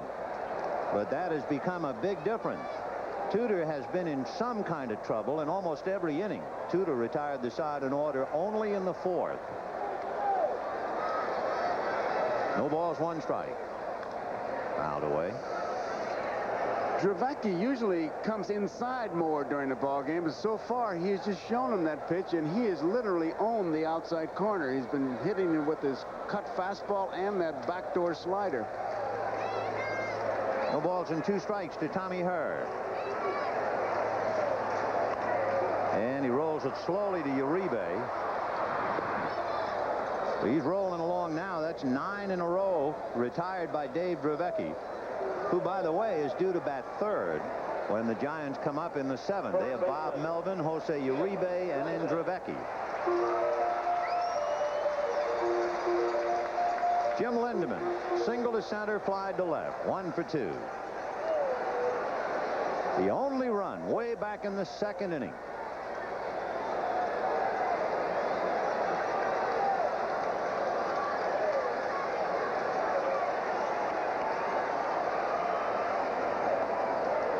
Boy, he's going right after the hitters. He's had 2 strikes on Smith, 2 strikes on Herr, and immediately gets the strike on Lindemann.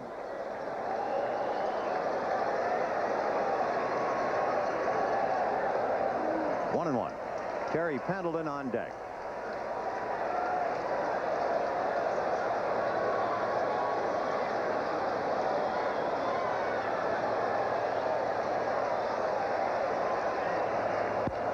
Foul ball.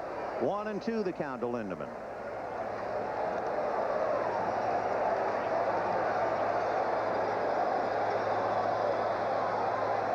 Giants have been frustrated on a fine running catch by Willie McGee with 2 on and 1 out, and the bunt that was turned into a forced play at third. The Cardinals have really had only 1 rally. That's when they had first and third and 2 out in the first inning. Their run came on the ball that wound up eluding Maldonado for a triple. And right up the middle.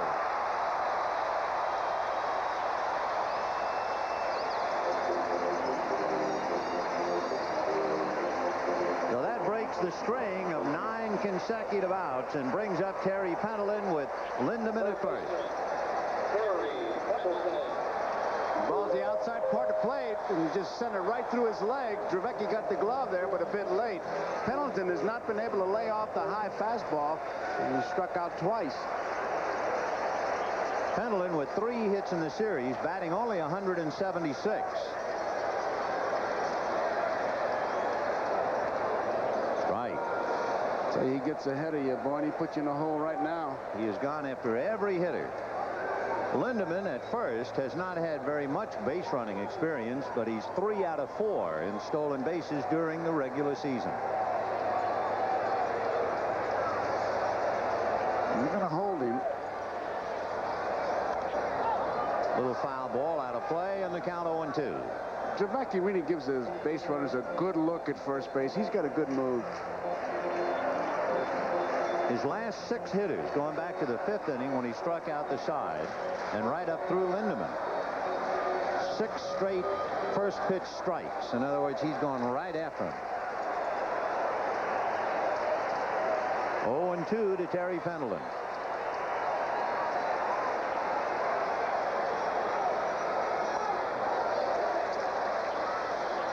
Trying to get him to chase it. He just wouldn't do it that time. Melvin keeps looking over to Roger Craig.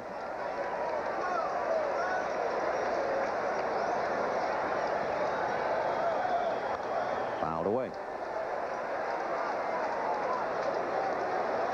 Tough game for the Giants and a particularly rough night for St. Louis. I mean, it's either win or that's it. The Giants have the luxury of saying to themselves, there's always game 7, but Roger would like to nail it tonight. A lot of those signs he gives are decoys, but you never know.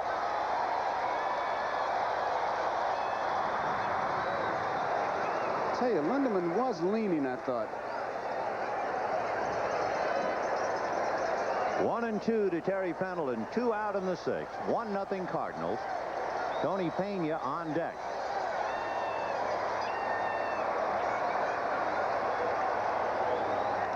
And he got one inside, and Pendleton drives it down the line. Foul. Foul ball. Eric Gregg right on the line to call it easily. One of the few pitches Pendleton got inside. Boy, he was quick to open up on it. Pulled it too much. The fans do a little bit of umpiring, but a big Eric Gregg was right there on top of it. All of the Giants down in the bullpen are standing up and pointing up towards the stands. Now the police and ushers are pointing up to the stand. Naturally, we have to assume someone was throwing something out of the stand, perhaps in the direction of Jeffrey Leonard. That doesn't take too much detective work to come to that assumption. Well, I think somebody spilled something on him, and he says he's all right because they were going to bring the towel out to him. There's the ball hit, and it was fouled by some 3 feet. Now watch as Leonard will come into the picture. Ah, there it is. Oh, see it? yeah. Yeah. A shower. That's really uncalled for. Yeah, it's great to boo. There's nothing wrong with that, or hollering, or waving signs, but when you actively interfere with a player, that's really dirty pool. You'll really see it with this shot, I'm sure. There he goes over, and there's the spray. And now they're out in left field corner. The ushers, the police, the umpires, they pick the guy out, and he will be ejected. There you see the meeting.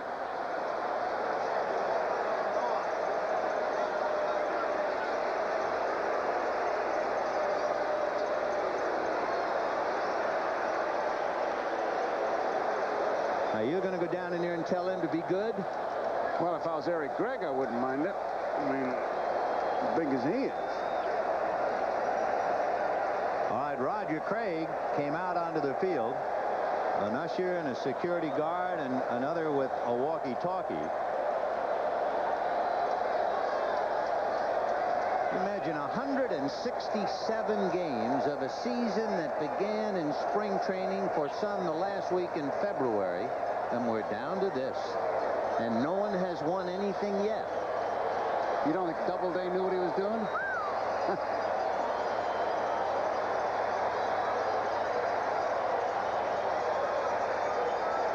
1 ball, 2 strikes. The attendance, 55,331. 55,331.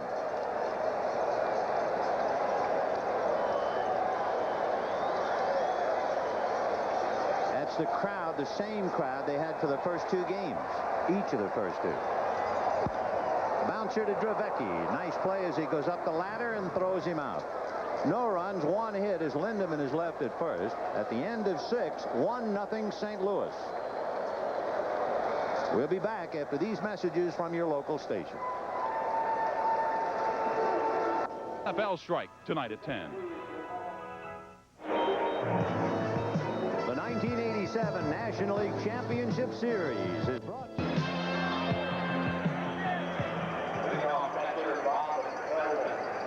On the foul ball hit into the left field corner. Another insight into the feeling of the crowd concerning Jeffrey Leonard as he gets a shower. Evidently, that fan was found guilty and has been taken from the seat. Leonard smiling through, huh? Not bothering him. Telling you, make a great villain wrestler. Look at it. Bob Melvin takes ball 1. Melvin 2 for 2. Single to left, single to center, but was involved in a big play when he was forced at third on the bunt by Dravecky. Fouled away. Don Robinson is up in the Giant bullpen, so immediately you feel that Roger Craig is thinking hitter, even though Dravecky has been masterful for 6 innings. 1 ball and 1 strike. In there. Tudor has struck out 5, walked 2, retired the side in order only in the 4th inning. Drevecki retired the side in order in the 4th and 5th. And that from Melvin is his 3rd hit. And Coleman over to the line to keep it a single. Nice play. Once again, when you talk about building a team around a ballpark, there it is again. He cut off the extra base hit, and now the double play is in order. If he's on at second base, the out probably picks up a base, but here he makes a great play. It's down the line. Melvin doesn't have great speed to begin with, but Coleman, when he cuts it off right here, keeping it from going from the fence, big play. And now it looks like they're going to put in a pinch runner, Vin, and wisely. Eddie Milner will now run for Bob Melvin in the 7th inning. In this kind of a game, Milner used as a runner, but it doesn't mean he's not going to play anymore, especially on AstroTurf.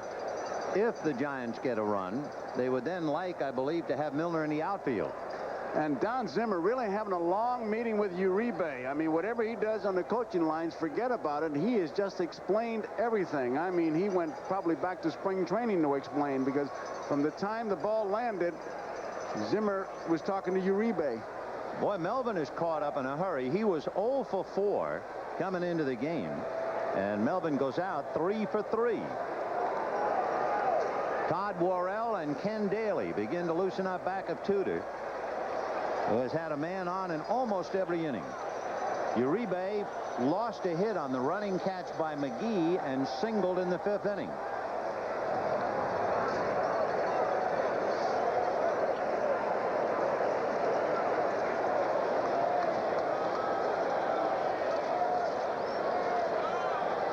Milner, in limited service, stole 10 bases, but he was caught 9 times. And the bunt is down, and Tudor barehanded it. So the sacrifice is in the books, and that gets Milner, representing the tying run, to second base with 1 out. And Drevecki is gone back into the dugout. Bob Brenly comes up the steps, since they're going to need a catcher anyway, having taken Melvin out for the runner. And Bob Melvin will bat for Drevecki and then stay in the game behind the plate.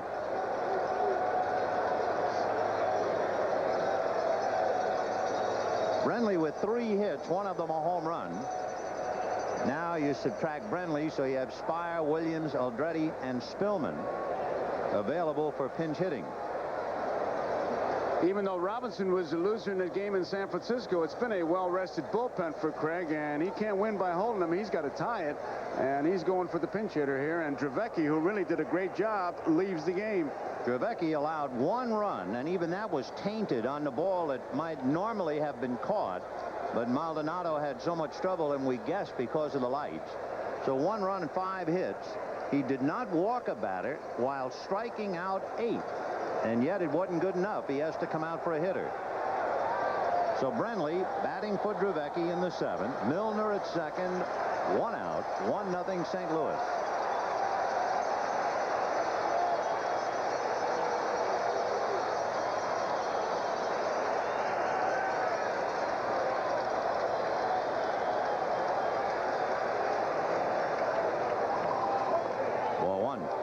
Brenly followed by the leadoff man, Robbie Thompson. In the series, Brenly has struck out a half a dozen times in 13 at-bats.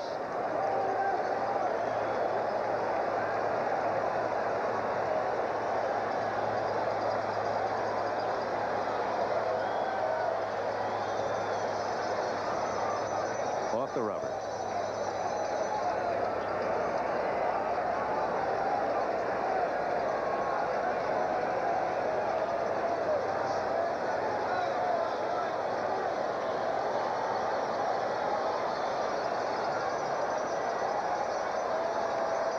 Smith to the bag, but no throw.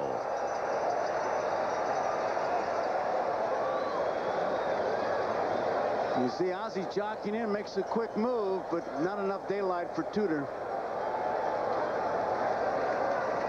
1 ball and no no strikes to Bob Brenly.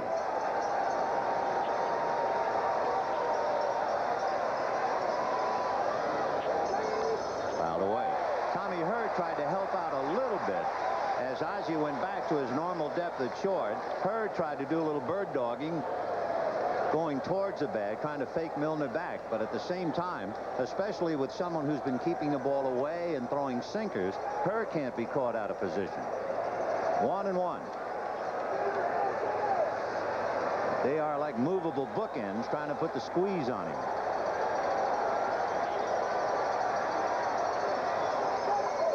In the dirt. Nice stop by Tony Pena.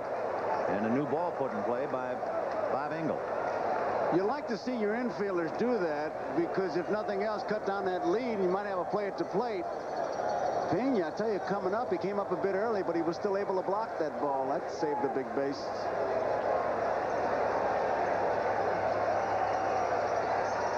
Two balls and one strike. Milner at second, one out in the seventh, 1-0 St. Louis.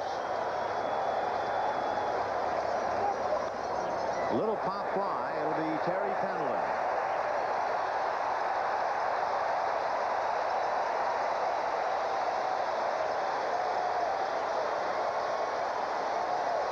Now with 2 out, Tony Pena again going to the mound to talk to Tudor, and Robbie Thompson coming up. Thompson struck out in the first inning, walked in the third, flied to center in the fifth. Robbie Thompson brings up a rather glistening set of credentials, doesn't he, with 2 out and runners in scoring position.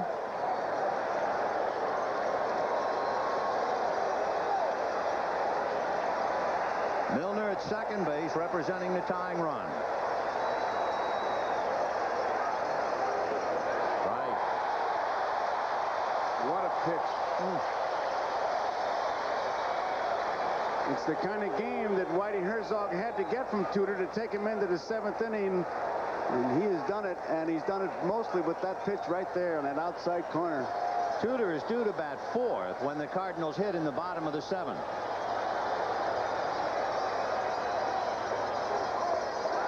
Sinker, and the bottom dropped out of it. And it was not a strike, out of the zone. And the crowd on its feet again as Dave Dravecky hopes to get even. Everybody up and at him. And we're in the 7th.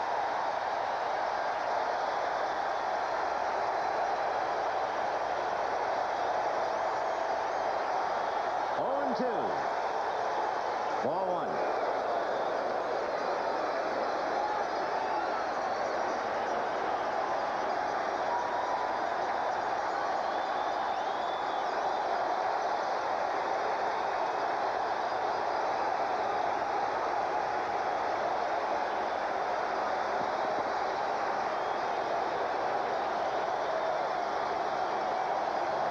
Ozzie to the bag.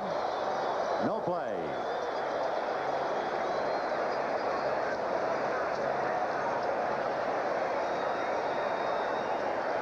I think that Tudor is telling Pena what he wants to do.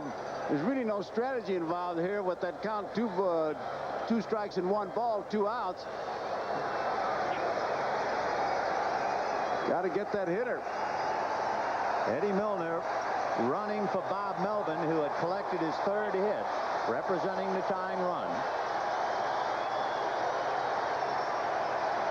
1 ball and 2 strikes to Robbie Thompson.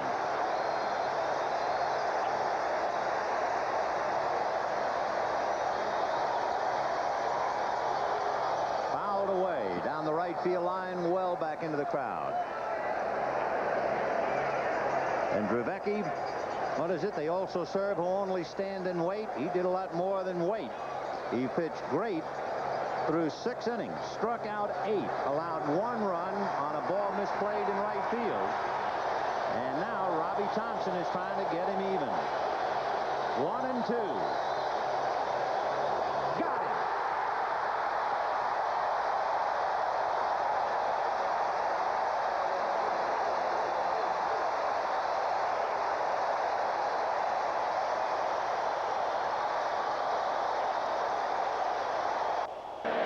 John Tudor gets a big strikeout. Watch where he places his ball.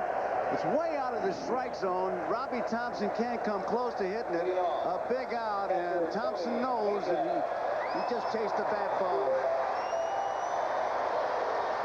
We go to the bottom of the 7th inning with the Cardinals leading 1-0, and the Giants change their battery.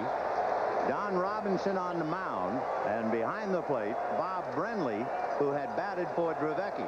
So if you're keeping score, Brenly stays in, batting 9th, and Robinson now occupies the number 7 slot.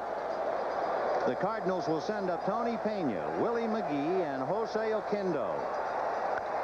Hit to right field, and back for it goes Maldonado to the track to handle it, and almost ran out from under it. I tell you, he's put excitement back into the fly ball tonight. He ran so far back that he had to make a pretty good catch to come up with that play. Ball seemed to die, and at the last second, he'll catch it down around the left knee. Whoop. And to come back for it. One away, Willie McGee grounded to third and struck out.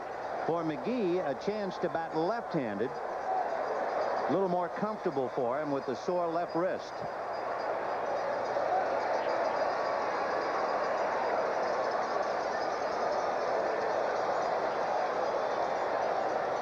One ball and no strikes.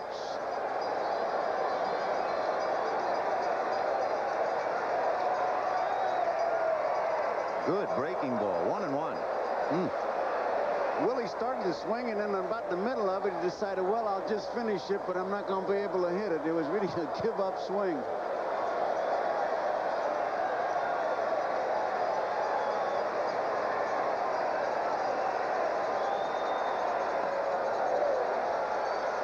We saw Robinson once before in the series.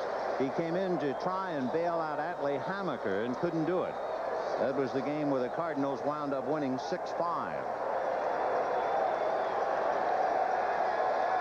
2-1. Ground ball to shortstop. Uribe takes care of McGee. 2 down, and here's how close this game is. Maldonado, it's a short throw, but it's off target. Ball gets to Melvin in plenty of time, but it's so far up the line that Pena is able to come around and touch that plate with his hands. And that's it. 1-0 St. Louis. And remember, Pena got aboard only because Maldonado couldn't handle a ball that would normally be caught. Oquendo has the scoring fly ball and struck out. 0-1. It's a case of the Cardinals making the defensive plays and the Giants not able to.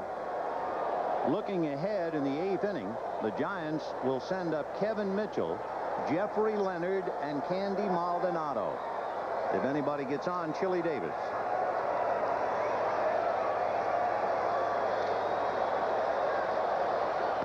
That's a strike. Oquendo is really a great admirer of Rod Carew. In fact, today, because I was asking him about his stance, he said, today I got my Rod Carew videotape. I'm going to study it. No balls and 2 strikes to Jose. Ball 1. 1 run, 5 hits for the Cardinals. No run, 6 hits for the Giants. Giants had a man cut down at third on a bunt in the 5th inning. Willie McGee made a running catch to take a base hit away from Jose Uribe, maybe extra bases. And those have been the 2 very big defensive plays thus far tonight. McGee flashing into left center to haul down Uribe's drive that might very well have scored 2 runs. 3-2.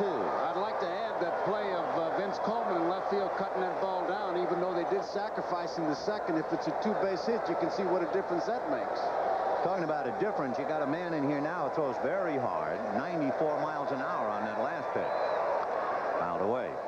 So where we had 2 left-handers who were basically finessing their way and making it pay, Tudor has struck out 8. Tudor has struck out 6, and Drevecki struck out 8. Now the big West Virginian comes in throwing BBs. 3-2 to Oquendo. Foul back, and that took a bite out of Brenly. I That always makes you feel good. You sit on the bench for 6 innings. You come in the game as a pinch hitter, hit a weak pop fly, and then get 40 calories taken right out of your shoulder. Wow. 3-2. Time. John Kibler calling time. And gesturing towards the Giant dugout, perhaps, or somewhere in that general vicinity. Still not quite sure.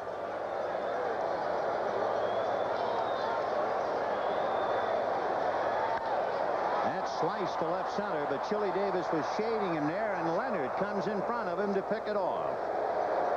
So the Cardinals tiptoe through the 7th, and at the end of 7, the Cardinals 1, the Giants nothing. Mitchell, Leonard, Maldonado. Well, we got a dandy going here as we go to the 8th. Kevin Mitchell, single to center, fouled out and flied to center, followed by Jeffrey Leonard, who has 1 hit in 3 trips, and Candy Maldonado, who is 0 for 3. Down in the Cardinal bullpen, Todd Worrell is throwing. Mike Rourke, the pitching coach, is checking. And then Worrell, if they need a left-hander, would be joined by Ken Daly. This Cardinal ball club, then, it seems like when they need that big shutout, like against Montreal, they got a double shutout, 6 hits in 2 games and win both. Whitey figured that was a showdown doubleheader with Montreal, and in the first game, Joe McGrain outpitched Dennis Martinez 1-0. And the Cardinals came back to win the nightcap 3-0, but that's the only 1-0 game the Cardinals have won all year. And they're trying to do it here to stay alive. So Kevin Mitchell to start things off in the 8th. Ball 1. The only time John Tudor retired the side in order, it was in the 4th. Mitchell has single, fouled out, and flied to center.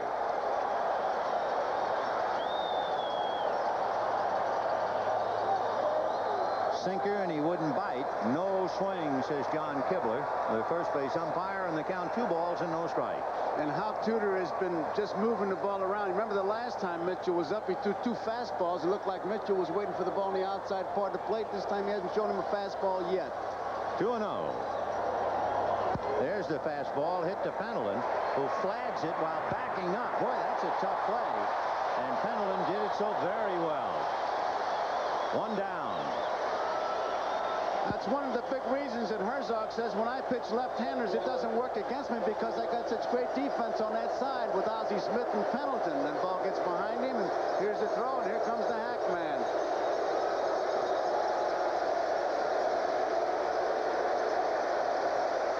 So 1 out in the 8th. Jeffrey Leonard struck out in the 1st, struck out in the 3rd, single to left in the 6th. He's had a cowbell thrown at him. He's had beer poured down on him. And he has been taunted with signs and with the chant. Otherwise, it's been a very quiet night in the life of Jeffrey Leonard.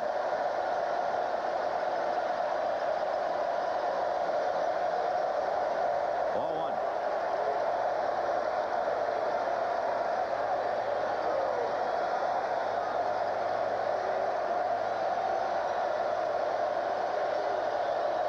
Here comes the chant, the taunt again.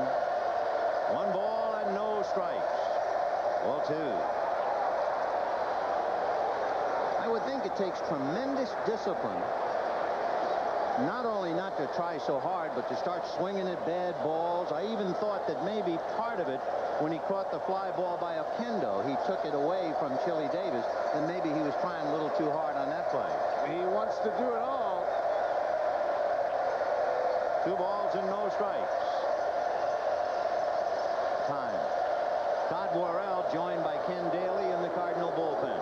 And then when he hit the home run off Tudor, he's got the 1 flap down. And he says, when I do that, that means that pitch has got nothing on it. More fuel. 2-0.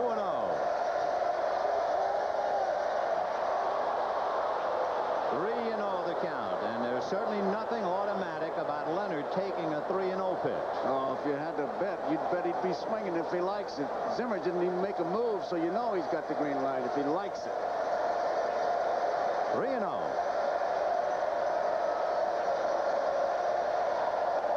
And he walked him.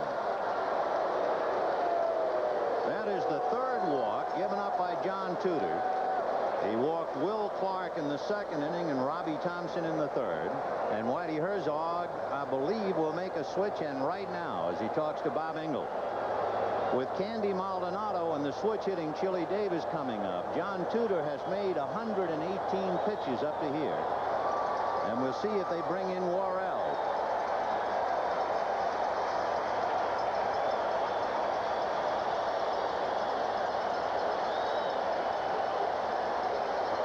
And they're going to the bullpen, and they want Todd Worrell.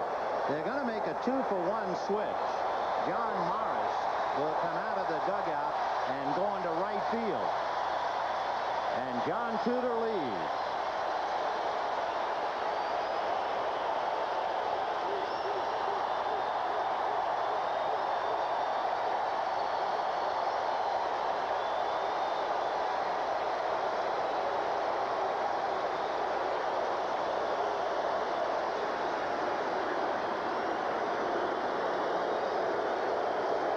We'll be right back after this.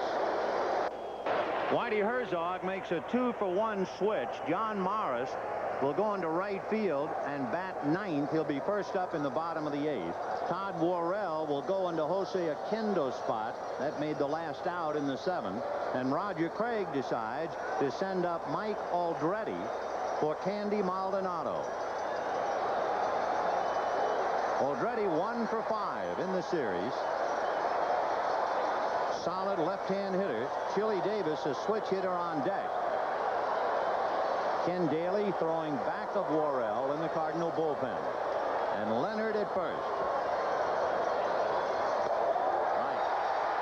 There's no doubt about Worrell. He's just going to rear back and fire. That radar gun's going to feel like it got a new set of batteries. It's going to register in the 90s, 97. That's a nice way to say hello to a hitter, but Aldretti is a very, very good one.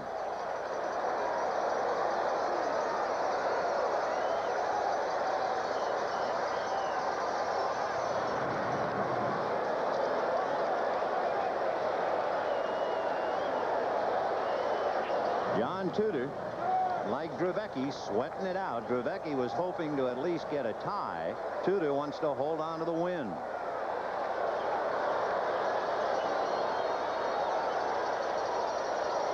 Foul back, 0-2. For Todd Worrell, this is his third appearance as you see Chili Davis on deck. Worrell in his third game has 1 save.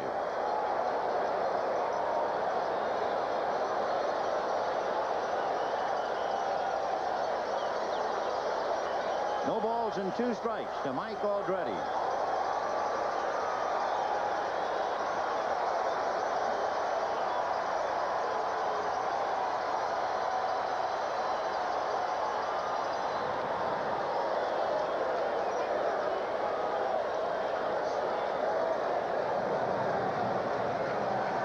Jack Clark talking to John Tudor.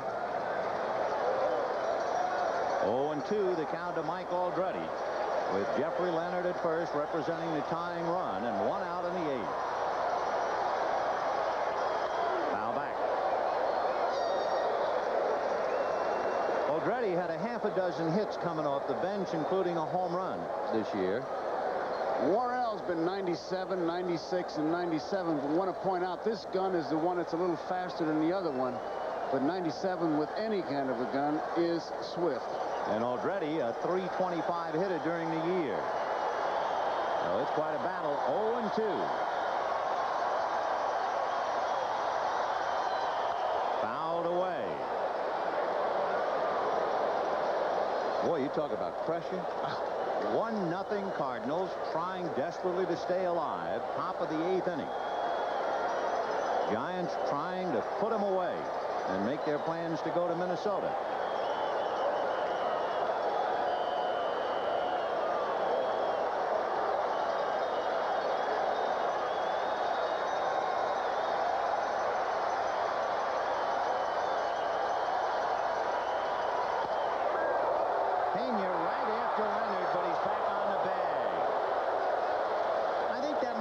Set pitch. Drive the hitter out of there and throw to first. What do you think? No, The set pitch inside, yes, to move him back. But Pena's on his knees. If you got a set pitch, you want to make a stronger throw than he made now. He's right down on his knees. He sees he's got a chance, and he just kind of fires it over there. Makes his ball club look good. But he came inside to move him back, definitely. 1-2. Got him. And that's why. And he pitched him away. The first time, but he set him up inside. Right. That was the setup pitch.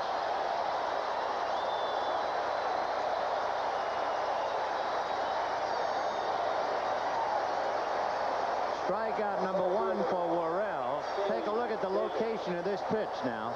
After one inside, look at that one, away. He brushed him back and then went there. Tudor watching everything, rooting it on. The pressure was on him to start the game. He got him this far, and Worrell just rearing back. 97, 96, 97, 97, 96, 97. I'd have gotten that in school. I'd have felt much better. I was watching Jack Clark, and he was chewing that gum to death. Sure he was. They know what it means. Here's Chili Davis, struck out, fouled out, and popped up. Leonard, the tying run with 2 out in the 8th inning. The only run of the game, way back in the 2nd. On a ball that gave Maldonado trouble and went for a triple. And Oquendo's fly ball, and Pena just did squeeze home, and that's it. Fouled away, 0-1.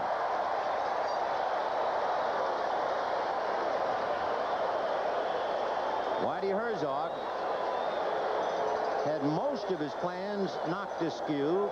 Rogers worrying about having this one go down the drain. 1 run, 5 hits for the Cardinals. No runs, 6 hits for the Giants. Chili Davis with Will Clark on deck. That might be one reason why Ken Daly is still up in the bullpen. 0-2.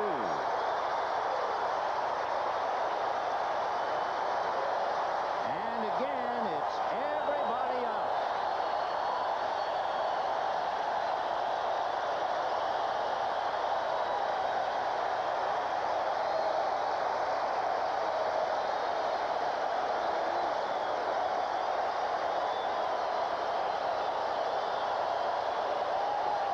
No balls, 2 strikes. There goes Leonard, and there's a fly ball to left field. Vince Coleman is there. He's got it. No runs, no hits. There's a blizzard again at Busch, and it's 1-0 St. Louis. A reminder, stay tuned for local news, followed by The Tonight Show, starring Johnny Carson, and Late Night with David Letterman. And if the score holds up and we come back here tomorrow night at 8 p.m. Eastern Time, scheduled for that Game 7 would be Danny Cox and Atlee Hammaker, all beginning with Major League Baseball and Inside Look. But we've got a ways to go. Mike Aldretti, who batted for Maldonado, stays in the game in right field.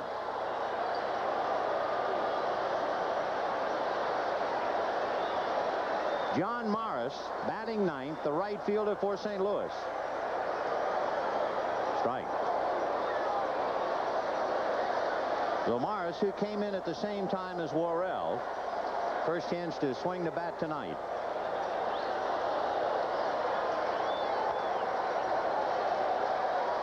One and one.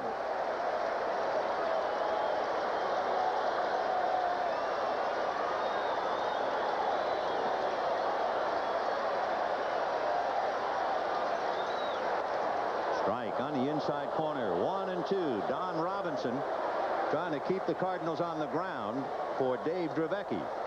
Robinson pitching his 2nd inning. Vince Coleman on deck, and then Ozzie Smith.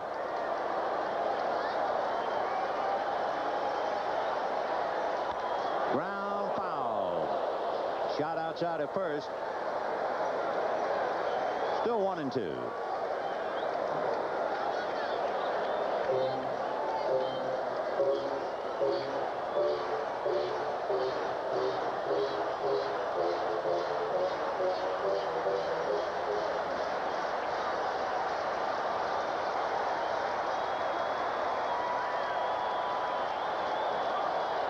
One and two.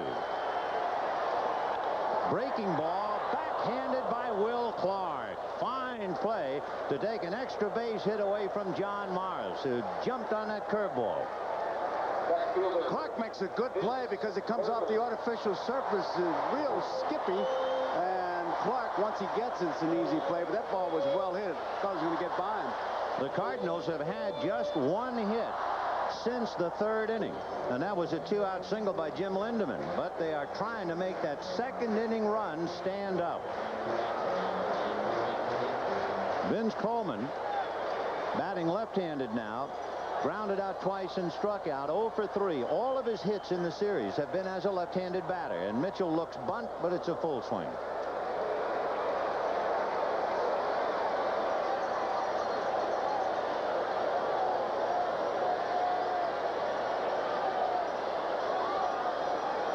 Boy, it's hard for National League pitchers to realize Coleman yet to steal, bunts and hit while in the batter's box, and the count 0-2. National League pitchers watching must say to themselves, how can that be? The 6th game, and Coleman hasn't stolen a base, and he's 0 for 1. I wonder if it's an imposter. Yeah, right. 0-2.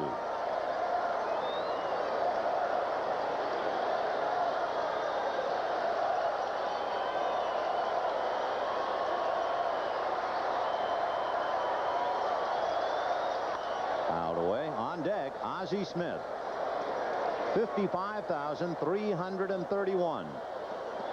Same crowd for each of the 3 games played at Busch Stadium. And of course at Candlestick Park they set an all-time crowd of 59,363. 0-2. Fouled at the plate, and that took a bite out of Brenly.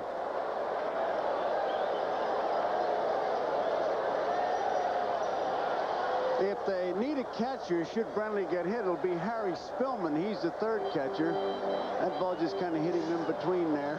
Right up on the left thigh. So that matches the left shoulder shot he took a little while ago. See, that doesn't hurt as much as it stings. It's one of those that just stings like somebody put a match to you. 0-2 to Vince. Boy, a mean overhand breaking ball. Now, he didn't get him that hard breaking when he hung it to Morris, and John drilled it, and Clark saved him. Boy, that thing had some bite to it. That one, he was hoping that Coleman would chase it because he had the big 2-strike count on him. He could afford to waste it.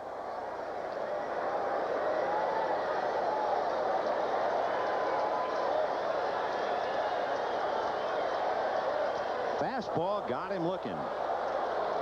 So Vince Coleman turned away empty-handed. 9 Cardinals have struck out tonight. 7 Giants have struck out. We've just seen classic examples of one pitch working to help you on the next one. Todd Worrell, when he threw that ball to Eldreddy inside and came outside with the fastball, got him. Here you see Robinson bouncing up that curveball and coming back with the fastball. So one pitch helping the other.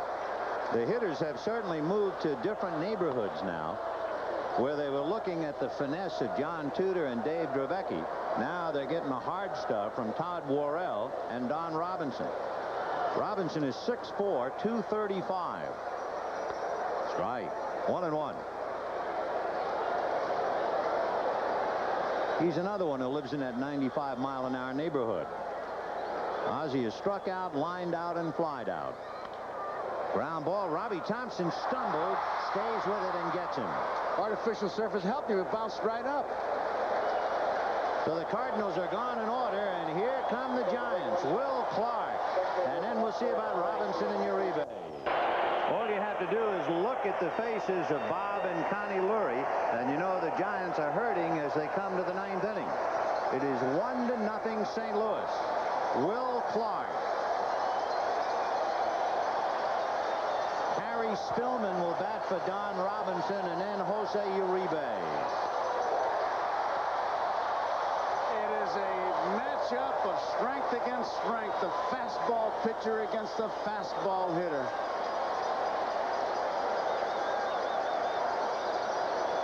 No balls, 1 strike. Foul. Strike 2. This crowd has been beside itself before the game started, and it has just kept building and building until they just want to tear the skies down. 0-2 to Will Clark.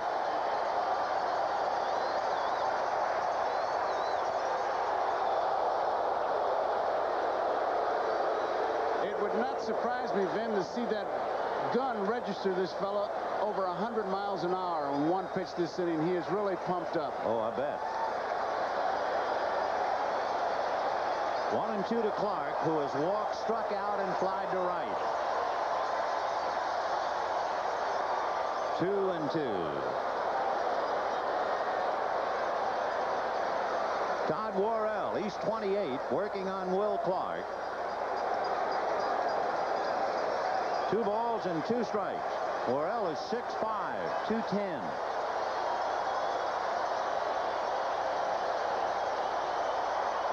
Fouled away. One thing about Worrell, being such a hard thrower, he was in 75 games, a Cardinal record for appearances in a season. So for someone who has thrown as hard as he had, he's been called upon so many times, and now he is asked to hold on to John Tudor's 1-0 lead. 2-2 to number 22. Foul back. And there's not much finesse. He's still at 97, just getting a sign, and Pena's remembering, I'm putting down one finger, and here it comes. Would it be dirty fool if he ever came up with a changeup? Oh, I can't believe what pain the hitter would go through as he tried to keep his body in his shoes. 2-2, and Worrell off the rubber.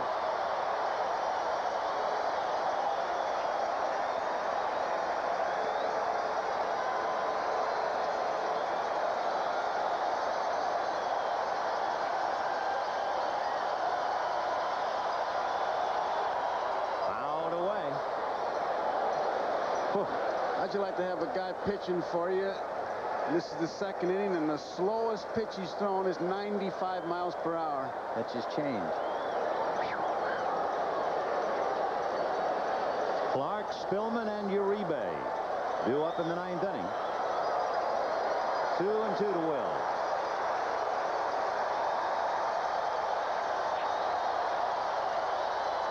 Fouled away again. That might have been ball 3. Did that look like a borderline pitch? It was high. I would definitely, but when the guy's thrown that hard, you don't have much chance to react. That's that old gag where you say to the umpire, that sounded high.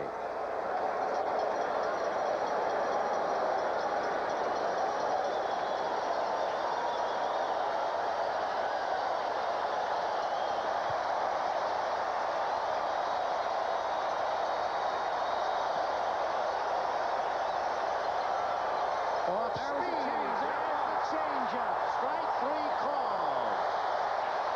82 miles an hour is the first one, and you could see that it just froze him. It was a matter of time, but he did throw it, and I tell you, it was almost a historical moment, man. And how? For Todd Worrell to throw a 2-2 changeup, that's worth another look.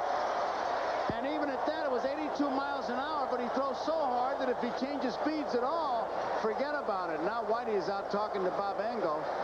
1 down, and Whitey now is going to go to Ken Daly with the left-hand hitter, Spillman, coming up. And that would also keep Uribe right-handed. Watch Bob Lurie and his wife Connie on that pitch to Will Clark. Oh. It was Bob Lurie who saved the San Francisco franchise just before it was going to Toronto.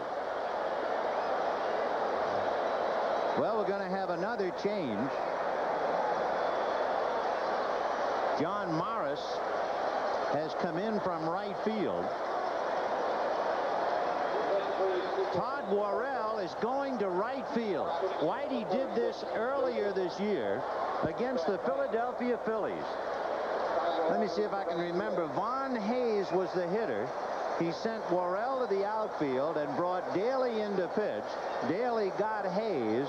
Then he took Daly out and brought Worrell in, and Worrell, I got Rick Shue and somebody else, I forget. But that's what he's doing for the second time this year. It's a play that Paul Richards was the first one I remember doing it, and Whitey not afraid to do it, and he's got Worrell in right field, and I'm telling you, Vin, what a ball game. One of the arguments that was brought up by Philadelphia, it is a fine point. The night that he did this against the Phillies, it was the 22nd of September. After Daly got his man, they took Daly out. Worrell came back in and warmed up again. You know, you're allowed to take 8 warm-up tosses. And immediately there was an argument and a protest lodged that Worrell was allowed to warm up 2 separate times in the same inning, but the protest was not allowed. Chris Spire is now going to come up and bat for Harry Spillman.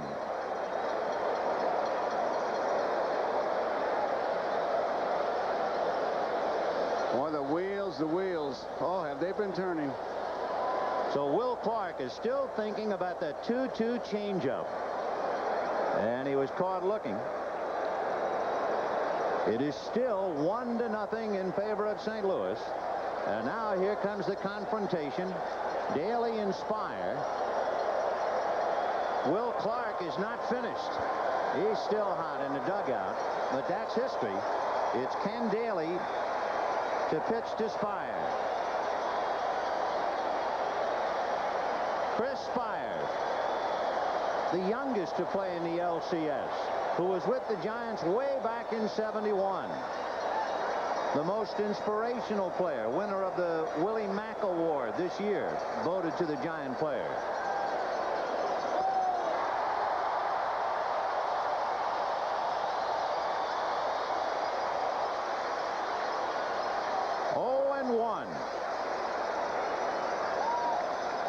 He's not exactly a flipper out there. That was 92 miles an hour. In the dirt, might have tried to throw that one a little too hard. 1 ball and 1 strike to Chris Spire. Spire hit .249 during the regular year, but he had 11 home runs. So he commands respect. Strike. 1 and 2. With all the injuries that the Cardinals have had, Whitey Herzog says Ken Daly coming back is the best thing that's happened all year. And the crowd on its feet again. 1 out in the 9th, 1-0 St. Louis. Fouled away. We talked about Spire hitting 11 home runs. He hit 2 against Whitey this year, including a grand slam.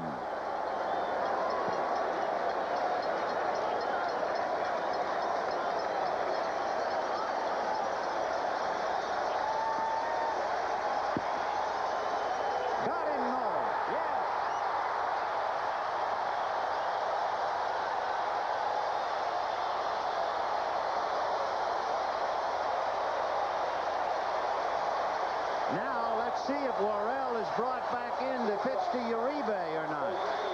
And he is asking, do you want me to come back in?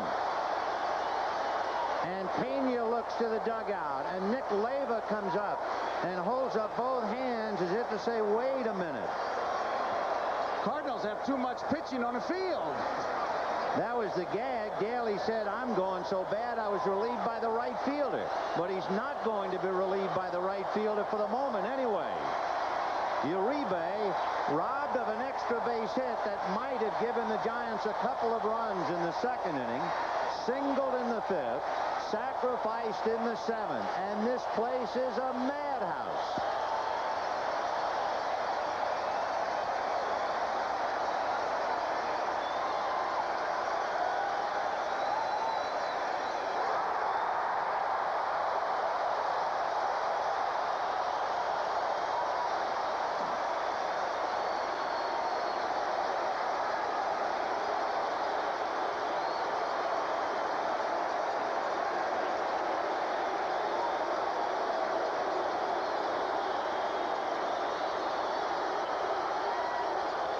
Ground ball up the middle, backhanded by her. The Cardinals are still alive.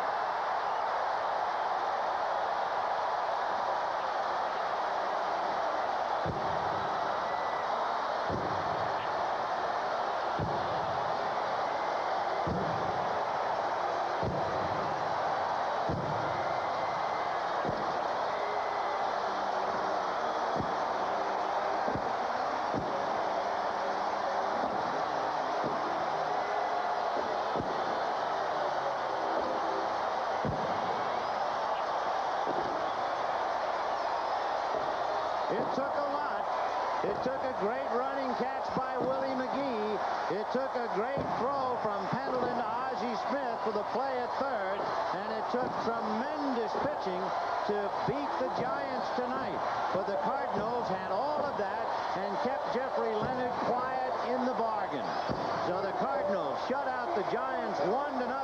There'll be a 7th game. Cox and Hammaker, and we'll be back after this.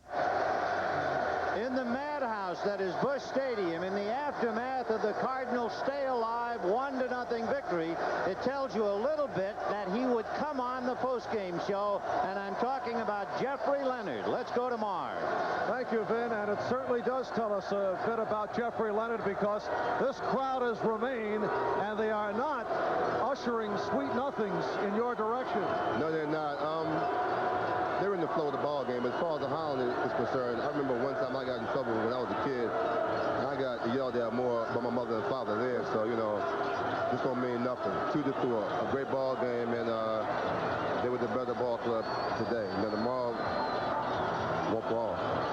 With all the hoopla concerning your statements, and with things being tossed at you out in left field, how difficult was it for you to strike out the first 2 times? It really wasn't that difficult. You know, I got away from my game. I was a little bit more anxious. I felt very strong tonight, and he got me chasing it at his pitch. As far as throwing the steel cowbells and the frozen hot dogs and, you know, all the money out there, yeah, it wasn't that much of a distraction, because, you know, I've learned how to erase that. Did you get hit by anything out there? Well, I went down into the left field corner, and they poured 2 cups of beer on me. And one of the cowbells just hit the side of my leg. Other than that, it was a regular ball game. You were a regular moving target out in left field. Well, you know, things happen, circumstances arise, and that's the way it is. The key play in the game, though, was the fly ball by Tony Pena to right field, and Candy Maldonado went down. What happened out there? What happened to Candy? You know, that's every outfielder's nightmare. You know, you are positioned right, and then all of a sudden you get the ball caught right in the lights at the last minute. You either have to just pray you catch it, duck, get out of the way, that doesn't hit you in the head. And unfortunately for the Giants, he lost it in the lights, and he went down in the ball in the bug-out by. But I think every major league outfielder has been there before. Any message that you have for St. Louis fans as they chant Jeffrey, Jeffrey? They are still not louder than the fans in Chicago or Philadelphia. All right, Jeffrey, don't call me Jeff Leonard. Let's get back to Vin and Joe. All right, tonight's NBC Miller Lite player of the game is John Tudor. Miller Lite happy to present a check for $1,000 in the name of John Tudor to the National Multiple Sclerosis Society. We'll be back to New Year's Eve at Busch Stadium. We've heard from Jeffrey Leonard. We've gotten an insight to the game as far as the Giants are concerned. Now let's look at the other side of the coin in the Cardinal view. Let's go to Terry Pendleton and to Joe Morgan. Thank you, Vin. In the 5th inning, Terry, there was a tough defensive play that you made. Runners at first and second. A good bunt, I thought, by Dave Rebecki. Then describe what happened. Well, you know, we had the bunt play on where we were going to try to get the runner at third, Joe. And, you know, I came in to fill the bunt, but like you said, Dave Rebecki made an excellent lay down, an excellent bunt. And it was tough on me, and I still felt like I had a chance at third, and I had to go that way. I felt like it was a crucial play in the ball game. I was surprised you went to third because it was a good bunt. Well, you know, I still felt like I had an opportunity to get the guy at third. You know, Ozzie made a good play of stretching for the baseball, and, you know, there was a lot of controversy over there on the play, but the play went our way. The umpire called him out, and I'm happy about it. Here we get another look at the play. It was a very close play. You come up right away, throwing to third. Now you tell me whether he's out or safe. I think he's out there, Joe. I honestly do. You know, I really feel like he got him there. I think the umpire made an excellent play there. And the replay verified that. You were right. Great play, Terry Pendleton. Now back to Marv Albert. He has tomorrow's starting pitcher for the Giants, Adley Hammaker. All right, Joe, and this is Adley Hammaker, the scheduled starter against Danny Cox tomorrow in game number 7. Adley has made a remarkable comeback, sat out the entire 86 season, has come back very strong. You, though, have had problems on the road. At Candlestick, 9 up and 2 down, but away from San Francisco, a record of 1-8. What does that do to your head as you prepare for tomorrow? Well, it really doesn't do anything because I pitched some real good games this year on the road. I just didn't come up with any wins. It's just, you know, right now it's a one-game series. I've got to go out there and pitch my game, and Roger feels he's got a lot of confidence in me. I just go out there and pitch the best way I can. You pitched well in Game 3 out in San Francisco. Did you run out of gas, though? Maybe a little bit because the emotion was so high, but you know, if he gets 6 or 7 innings out of me tomorrow, he'll be happy with that. I just want to pitch effective, keep my team in the ball game, and get a chance to win tomorrow. Anything different that you're looking to do tomorrow as opposed to what took place Friday night? Same thing we did last time, try to keep off-speed pitches, to keep them off balance and neutralize their team speed. All right, Atlee Hammaker of the Giants, who will face Danny Cox tomorrow night in Game 7. Let's get back to Vin and Joe. Friends, the 1987 National League Championship Series has been